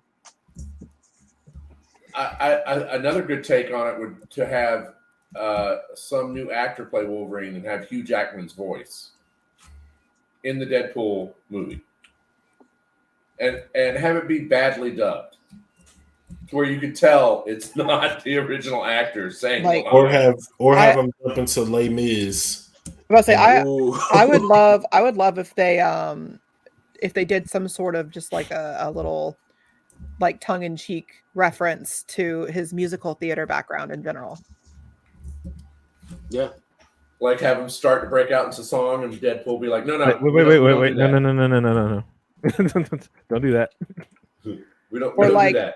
That's not in the budget. I could see him do something more along the lines of like, oh, we'd have a, Logan here break out a song and dance number, but it's just not in the budget for it. So exactly. Anything along those lines, I'm with it. Any last thoughts? Any recaps? Anything else to add? Miller, we're going to get you that anime list here real soon. You posted it in StreamYard. I already bookmarked it. So all right, cool. Well, that's that one. I'm going to give you the custom. Oh, okay. Hold on, David list. Hold on. We've got the David list. Slider Cal's asking, has everybody seen both trailers for Deadpool 3? I feel like that's a yes. I didn't realize there were two trailers. I know there's the one. I think the one is where Ryan Reynolds, two trailers. I know there's the announcement thing with Ryan Reynolds and Wolverine walking, or Logan. Let's see, damn it. I corrected Wolverine and called his ass Logan. Hugh Jackman. Hugh Jackman is walking up the stairs, and we see the claw strikes across the Deadpool sign. I've seen that, and Jeff mentioned, Miller mentioned the arrows that are Wolverine's claws. Are those the two you're referring to, or do I need to go and check out two teaser trailers real quick? Because I'm at least going to Google it when we get off here. Yeah, it's early enough. I'll look at the teasers. I love how 12:30 is early for you, sir. So, because right now I'm pushing myself. Oh, no. When I say early enough, I mean it's early enough in the production of Deadpool 3 for me to watch a teaser trailer and not have anything ruined. That's true. There's no Red Band trailer yet. There's no trailer number 3. Yeah. Those are the ones I tend to avoid. So we have the Deadpool update. That was the one Ryan Reynolds posted. He's working out. He's like got nothing. Okay. And then there's the Deadpool update part Hugh, which is a play on the words part 2. Yeah. Okay. And it's actually you know what? I don't need to add to the 5.9 million views in the 15 hours it's been available. Sounds all right. Yeah, it's Deadpool. How long is this thing? So this one is. I got a minute. Anybody object? I'll pop it up here. We'll do a group view. Sure. I'm knocking out the audio, of course, but I have the captions turned on. So, which, as we've discussed, is our favorite. That's our preference.